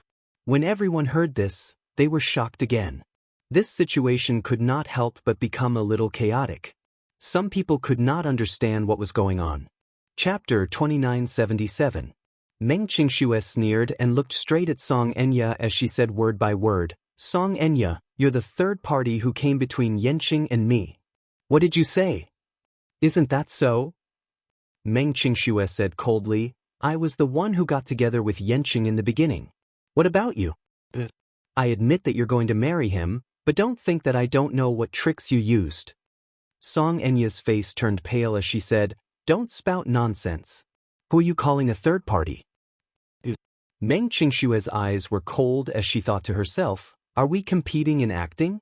Xianxia, you've been scheming against me all this while. You've been pressuring me step by step and using underhanded means to harm me. You've even threatened my unborn child. You're vicious and merciless, but I won't back down anymore." At the thought of this, Meng Qingxue smiled coldly and straightened her back, giving off a feeling that she would not tolerate any violation or blasphemy. She looked around and said, "Even if you want to be the righteous ones, you have to get to the bottom of the matter before you blame others." Do you really believe what she said? Do you know how the child in her stomach came about? Before Xianxia could say anything, Meng Qingxue continued, "Yes, I admit that Xianxia is your fiancé now, but Xianxia originally belonged to me. The person he loves is me, and the child in my stomach is different from the child in your stomach. The child in my stomach was given to me by Xianxia, but the child in your belly was stolen by you." What? Everyone was shocked when they heard this. How could the child in her stomach be stolen? What do you mean? How could the child be stolen? I don't understand. Xianxia immediately understood what she was going to say. She was so angry that her entire body trembled. "Shut up." "Why? Miss Song, are you feeling guilty now? Don't you want everyone to be the judge for you? Why don't you tell us how the child in your stomach came about, so that everyone can judge who is right and who is wrong?" "Shut up," Xianxia barked. Meng Qingxue smiled, but did not take her warning seriously. She turned around and said to everyone, "You don't know, right? The woman standing before you is the mayor's daughter, Xianxia." "Xianxia?" "I read in the newspapers that our mayor, Xianxia, has a total of 3 children. The second daughter is called Xianxia. I heard that she came from a prestigious school and is highly educated. She also has outstanding looks. So it's the mayor's daughter." Meng Qingxue continued, "The child in her belly is a test tube baby conceived through artificial insemination. As for where did this sperm come from? She stole it from the sperm bank." As soon as he finished speaking, the crowd went into an uproar. "Stolen? How is that possible?" Meng Qingxue said coldly, "It's indeed hard to believe. She comes from a prestigious family and is the mayor's woman. She's talented and beautiful. Why would she do such a despicable thing?" Xianxia screamed hysterically at her, "I told you to shut up. Didn't you hear me?" With that, She pounced on Meng Qingxue and reached out to grab her hair. Meng Qingxue took a step back and protected her stomach. She raised her hand and slapped her hand away. Chapter 2978. The scene instantly turned chaotic. Perhaps Song Enya had been greatly agitated by her words, so much so that her eyes were bloodshot as she scratched and hit her. Meng Qingxue was not to be trifled with either. Perhaps out of maternal instinct, she covered her stomach with one hand and grabbed Song Enya's hair with the other, pulling it fiercely. The two of them fought. The surrounding passers-by watched in fear, but most of them were just there to watch the show. Many of them were pregnant. Seeing such a scene, who would dare to come forward to mediate? Jiang Qiming returned with the report and saw that there was a fight in the seats. When she took a closer look, she saw that one of them was Song Enya. She was so frightened that she threw the report in her hand and rushed forward. "Stop fighting! Stop fighting!" Jiang Qiming finally separated the two of them. She pulled Song Enya aside and asked anxiously, "Is anything wrong?" "Don't stop me. I want to teach this little teach a lesson." As Song Enya spoke, she wanted to rush forward again. Afraid that she would hurt herself, Jiang Qiming pulled her back and reprimanded her. "What are you doing? Think about it, you're already 5 months pregnant. It's not like before. Even if you don't think for yourself, you should think for the child in your stomach. How can you be so willful?" Song Enya turned her head and stretched out her hand with a ferocious expression. With reddened eyes, she pointed at Meng Qingxue, who was standing 2 meters away with a guarded look on her face. She cried, "Mom, she's Meng Qingxue. She's that B***. For the past 2 months, Mu Yanqing hasn't cared about me and has always been by her side. How can I not be angry? She even said that I'm a third party. Mom, how can I not be angry?" "Alright, be careful. Don't affect the baby." She was busy calming her emotions when she suddenly reacted and glared at her in surprise. "What did you say? She's that Meng Qingxue?" Jiang Qiming turned her head and stared fixedly at Meng Qingxue. Her gaze was as sharp as a knife as it pierced her. "Are you Meng Qingxue?" Meng Qingxue glanced at the woman. Based on their earlier conversation, she could roughly guess her identity. She was Song Enya's mother. She covered her lower abdomen with one hand and was on full alert. Where is Mu Yanchen?" Jiang Qiming yelled. "Where is he? His fiancée is already 5 months pregnant, but he doesn't care about her at all. He only cares about you, you be***. Meng Qingxue said angrily, "I'm not a bitch. Auntie, please show some respect when you speak. As the mayor's wife, you don't have any manners at all." Jiang Qiming was stunned. She looked around and saw many people pointing in their direction. Only then did she realize that they were in public, and she indeed had to be careful. Thinking of this, she walked towards Meng Qingxue and said, "Come with me. I have something to talk to you about." Seeing her glaring at her, Meng Qingxue quickly shook her head. "I won't go with you. I want to stay here and wait for Yanchen. I told you to come with us. Did you hear me?" Jiang Qiming's tone became sharper. "This is our private matter. There's no need to talk about it in public. No matter what, we have to wait until Yanchen comes back, right?" Meng Qingxue was very smart. Chapter 2979. Meng Qingxue knew very well that she was weak and alone. Without Mu Yanqing's protection, she was nothing. Seeing the stalemate, Jiang Qiming became even angrier. However, she was determined to settle this matter tonight no matter what. Usually, Mu Yanqing hid this little vixen so well that she could not find any clues. Now that they had bumped into each other on a narrow path, how could he let her go? At the thought of this, Jiang Qiming strode up to Meng Qingxue and grabbed her arm, not allowing her to say anything. "Little B***, I'm telling you, no matter what, you have to leave with me today. We have to settle the score between you and Enya." "I'm not leaving. Come with me." Amid the tussle between the two, Mu Yanqing returned with the report in his hand. He caught sight of a group of people surrounding them with Song Enya and Jiang Qiming standing in the middle. When he saw Jiang Qiming tugging at Meng Qingxue's arm with all her might, he immediately rushed up and threw Jiang Qiming aside. He stood in front of Meng Qingxue to protect her and swept a cold glance at them. What are you doing? When Song Enya saw him, she was even angrier. When she saw him standing on Meng Qingxue's side without a second thought, she felt even more embarrassed and could not tell right from wrong. Mu Yanqing, what do you mean by this?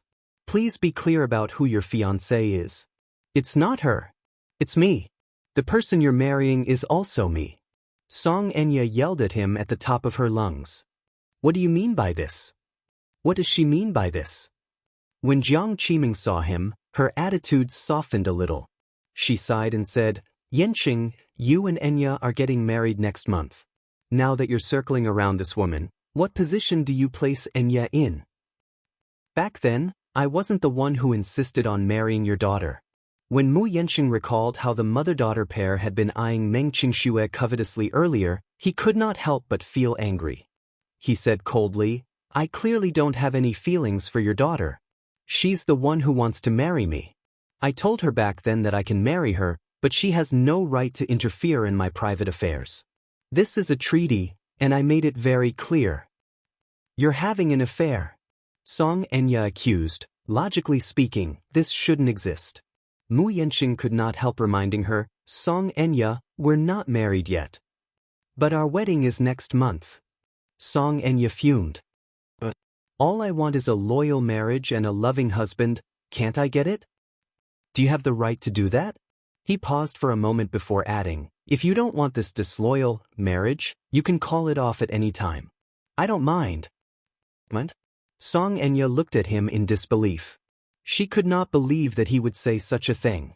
For a moment, countless fragmented scenes flashed through her mind. She had worked so hard to get what she wanted, but in the end, she did not get anything. She had racked her brains to get Mu Yaja. She did not hesitate to go through extreme pain and bear all the humiliation to get pregnant with Mu Yaja's child so that she could marry him. In the end, she realized that she was the one who was being played. Chapter 2980. In the end, what happened? Yun Shirshir, whom she hated the most, was now being doted on by Mu Yaja. She was as blissful as she could be. A while ago, a media reporter reported that Yun Shirshir had lost her eyesight due to that accident. Her eyes were injured and she was now recuperating at home. It was also said that because of Gu Xing's incident, Yun Shirshir was depressed and had no appetite. She almost lost the child in her stomach. However, she saw the paparazzi secretly taking photos of Yun Shirshir wearing a mask and accompanied by Mu Yaja to the hospital for a prenatal checkup. She was all smiles the entire time. When Mu Yaja looked at her, even though the pixels of the photos were blurry, she could still feel his doting behavior, as if he was protecting a child. She hated it. Why did some people get happiness so easily, but what about her? Thinking about Yun Shirshir, Meng Qingxue, and herself, Song Enya's heart suddenly turned cold and she felt so pitiful.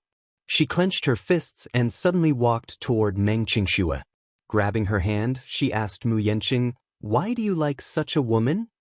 What are you doing? Mu Yanqing tried to block her hand, but Song Enya pushed him away abruptly.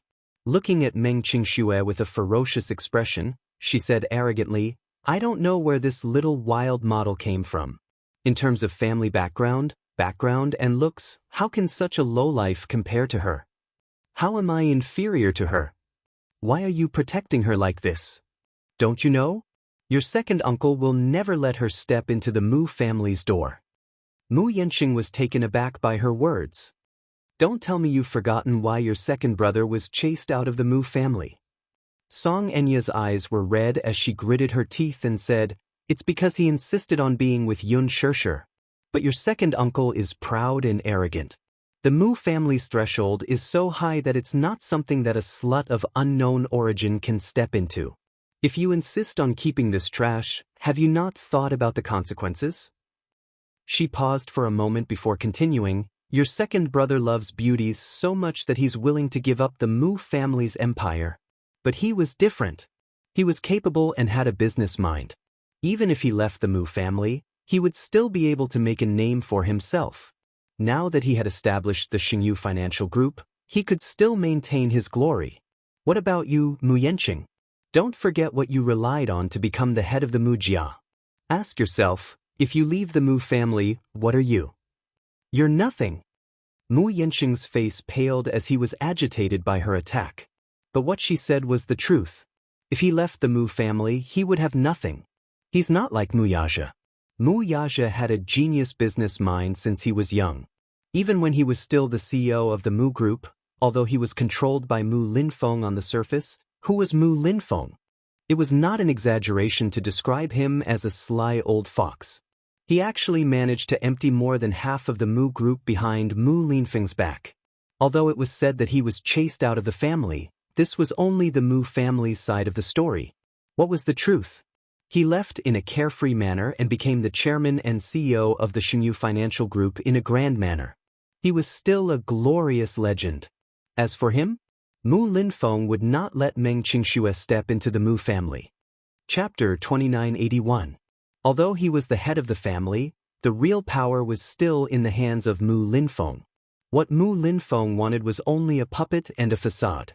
His current extravagant lifestyle was being held down humbly by the Mu family. If he left the Mu family, he would really have nothing. Don't you want to think about it properly? Xianxia pointed at Meng Qingxue and questioned him. For such a woman, is it really worth it to follow Mu Yaja's example and give up the position of the Mu family head? Mu Yanqing glanced at Meng Qingxue. He could not be chased out of the Mu group. He wanted to give Meng Qingxue and the child in her womb the best life possible. However, all of this was given to him by the Mu group. Once he left the Mu group, he would have nothing. Meng Qingxue looked at him anxiously. As if she could see through his struggle, she smiled and said, "Yanqing, don't listen to her. Even if you leave the Mu group, you won't have nothing. Don't you still have me? And the child in my womb? How can you have nothing?" Xianxia rebuked angrily, "Shut up. You're the one who should shut up." Meng Qingxue yelled at her before turning to Mu Yanqing. "Yanqing, don't you understand me? I know that you want to give me the best life possible. However, everyone has a different definition of happiness. Some women want to live in a big villa and have a bodyguard around them 24/7. However, I only want you. You're enough. Even if you really have nothing, it's fine." After a pause, she choked and said, "On the contrary, I feel that if you really have nothing, I can protect and love you with more peace of mind. That's because I don't have to care about what others think, and I don't have to be suspected of having ulterior motives for loving you. I love you, but I only love you as a person. Nothing else is important." "Oh, that's so touching. Do you really think that Yanqing will give up the Mu group for you?" Xianxia pinched her chin and said aggressively, "Don't you know how long he's been coveting everything he's gotten today? Don't you know? How long had he yearned for this day? Now that he has obtained everything, do you really think he will be willing to give it up again? What a joke. You." After a pause, she added, "It's easy for you to say that, but don't you know that a poor couple has many sorrows?" What Mu Yanqing wanted had always been obvious, so he would naturally make the right choice. "It's not your turn to fan the flames here." "Xianxia."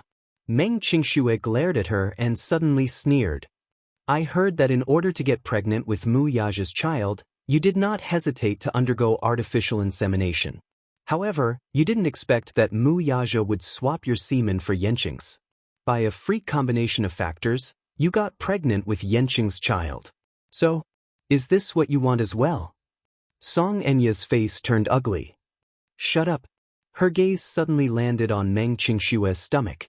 A cruel glint flashed across her eyes as she curled the corners of her lips into a bloodthirsty smile. "Do you think that with the child in your stomach, you can become a mother because of the child? You're delusional.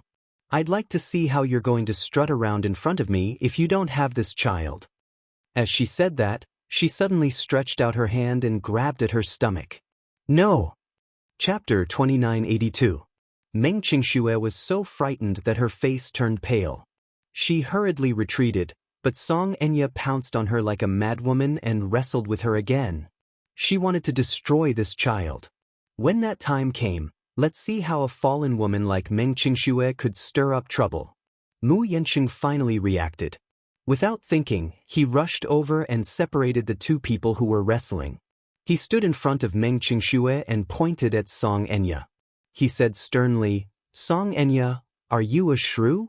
I've already warned you time and time again that you shouldn't pester me endlessly without knowing what's right or wrong. Otherwise, don't blame me for being rude. Shrew? Are you calling me a shrew? Xianxia widened her eyes in shock. She could not believe that he would say that about her. Shrew. No one had ever described her like that since she was a child. If you dare to touch a single strand of Xianxia's hair, I won't let you off. Mu Yanqing's next words thoroughly infuriated Xianxia.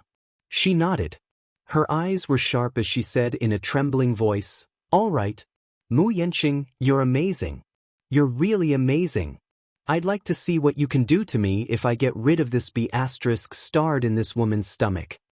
With that, she rushed hysterically toward Meng Qingxue and pushed Mu Yanqing with all her might. Her eyes were bloodshot. Seeing that Meng Qingxue was about to be pushed to the ground, Mu Yanqing was concerned about the child in her stomach.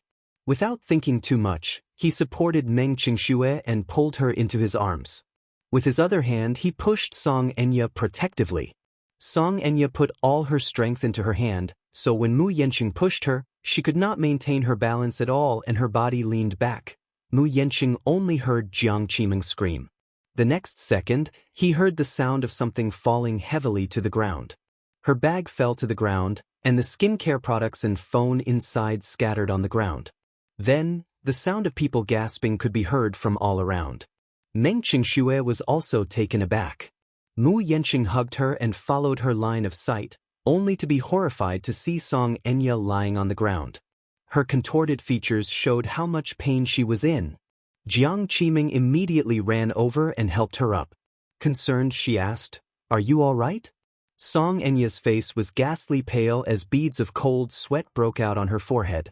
Jiang Qiming flew into a rage out of humiliation. Pointing at Mu Yanqing, she yelled, "Mu Yanqing, are you crazy? Enya is also pregnant with your child. What do you mean by this?" "Mom." Beside her, Xianxia's feeble voice interrupted her helplessly. She clutched Jiang Qiming's sleeve tightly as she sobbed weakly. "Mom? It hurts," someone screamed. "It's bleeding." Jiang Qiming looked at her legs in shock, only to see 2 streams of viscous liquid flowing down her inner thighs slowly. "Enya! Why are you bleeding?" Xianxia's face turned even paler when she heard that she was bleeding. She only felt a sharp pain in her stomach, as if something in her body was falling hard. She followed Jiang Qiming's gaze and looked down. When she saw the drops of blood on the ground, she was so anxious that she was about to cry. Meng Qingxue was also shocked by this scene, and her face turned ugly. Chapter 2983. Xianxia was afraid and in despair. She was 5 months pregnant, so it was not like she did not have any feelings for the child in her stomach. Furthermore, this was her last bargaining chip and bet. If she lost it, she would not know what to do. "Mu Yanqing, why are you so heartless?" Jiang Qiming questioned. The people around them immediately said, "Hurry and send her to the emergency room." The nurse rushed over when she heard the news and pushed Xianxia to the emergency room. Meng Qingshue's breathing quickened. She grabbed Mu Yanqing's sleeve and asked worriedly, "Will something happen to Xianxia?" "I don't know." Mu Yanqing did not know how to reply to her, because even his mind was in a mess. Meng Qingxue asked cautiously, "What if the child in her stomach can't be saved? Will you be sad?" Mu Yanqing sneered. "That child shouldn't exist. It's her own fault and she deserves it. I didn't want to push her.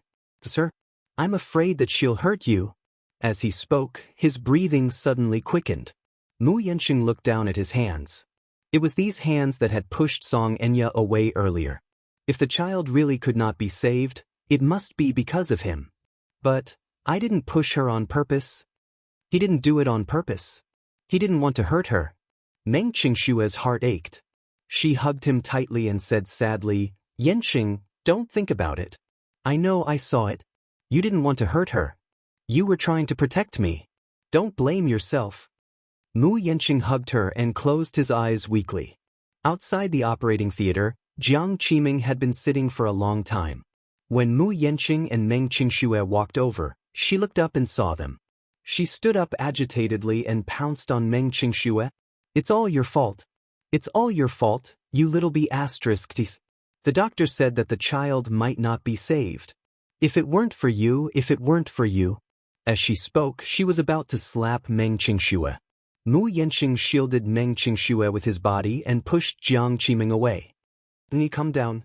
Please conduct yourself with dignity. Jiang Qiming's eyes were bloodshot. Mu Yanqing, are you still going to protect her? If the child doesn't survive, it has nothing to do with her. Mu Yanqing said agitatedly, I'm responsible for this. I'll take responsibility for my own actions. If you have any dissatisfaction, just come at me. Jiang Qiming nodded and said in a trembling voice, Okay. You're a man, you're a responsible man. Why are you going's mother? What if she lost her child? What? She questioned him as she punched his chest. Just then, the door suddenly opened. Jiang Qiming turned around anxiously and saw the doctor walking out. She immediately went up to him and asked worriedly, Doctor, how is my daughter? Madam, please calm down a little. Please calm down. I'm really sorry that the child couldn't be saved. I'm sorry. Jiang Qiming's eyes widened when she heard this. She fell to the ground weakly and could not get up no matter how the nurse tried to help her. Soon, the operating table was pushed out. Xianxia had just finished a curettage. As she was 5 months pregnant, the anesthesia from last night's curettage had slowly worn off. She endured the pain as her face was covered in cold sweat. Chapter 2984.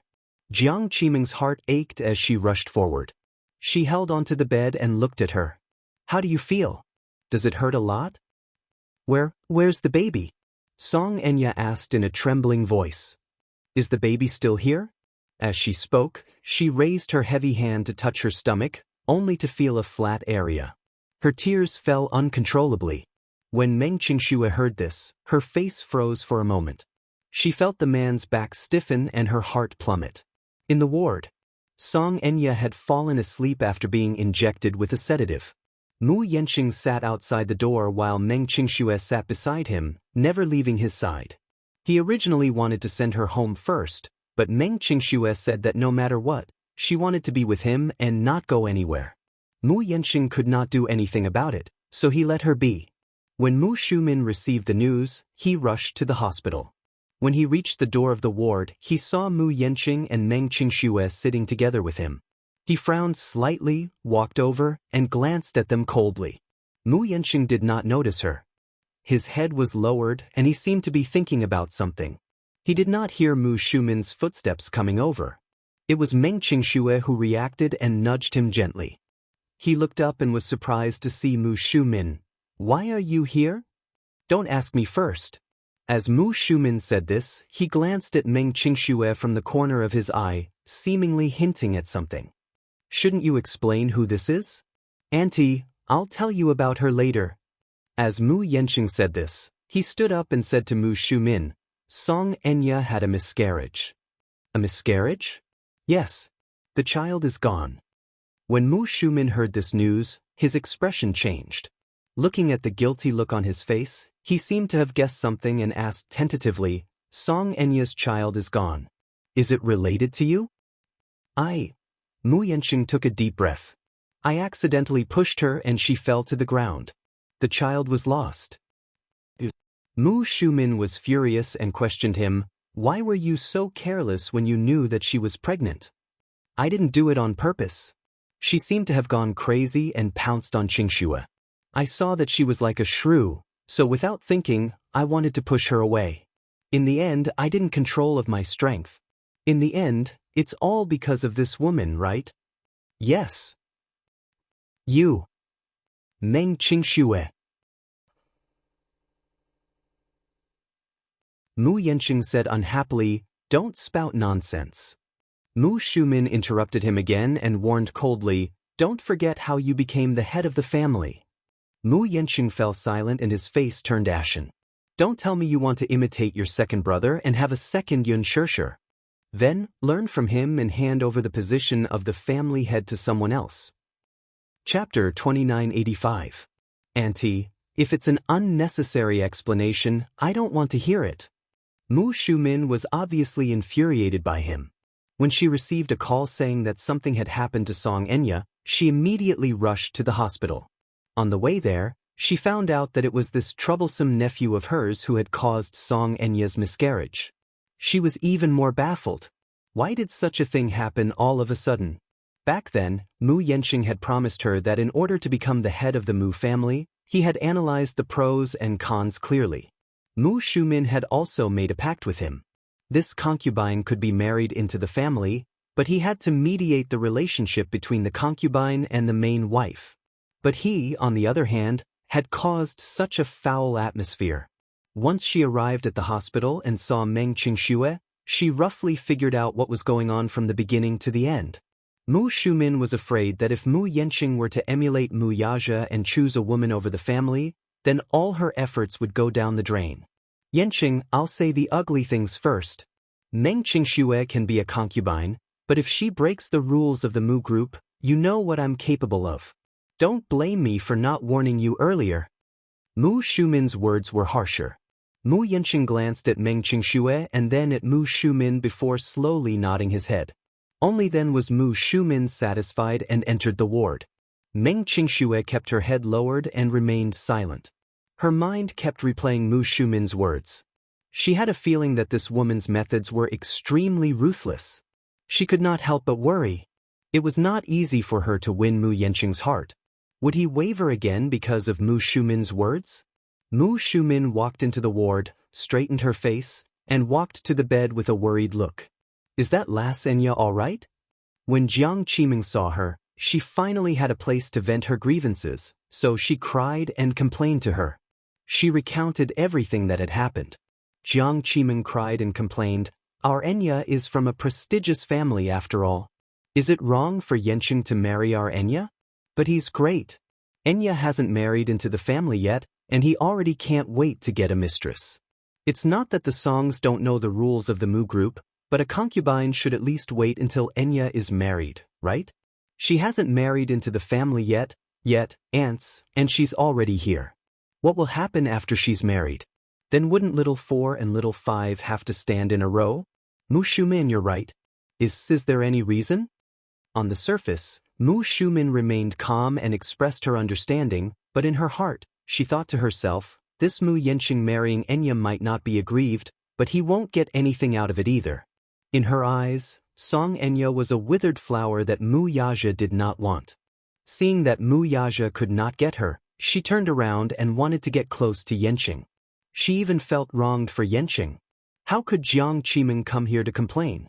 However, this thought remained in her heart. Mu Shumin smiled gently and said, Qiming, what are you talking about? Speaking of which, I know that Enya has been wrong this time. If the child is gone, then so be it. Even if it's gone,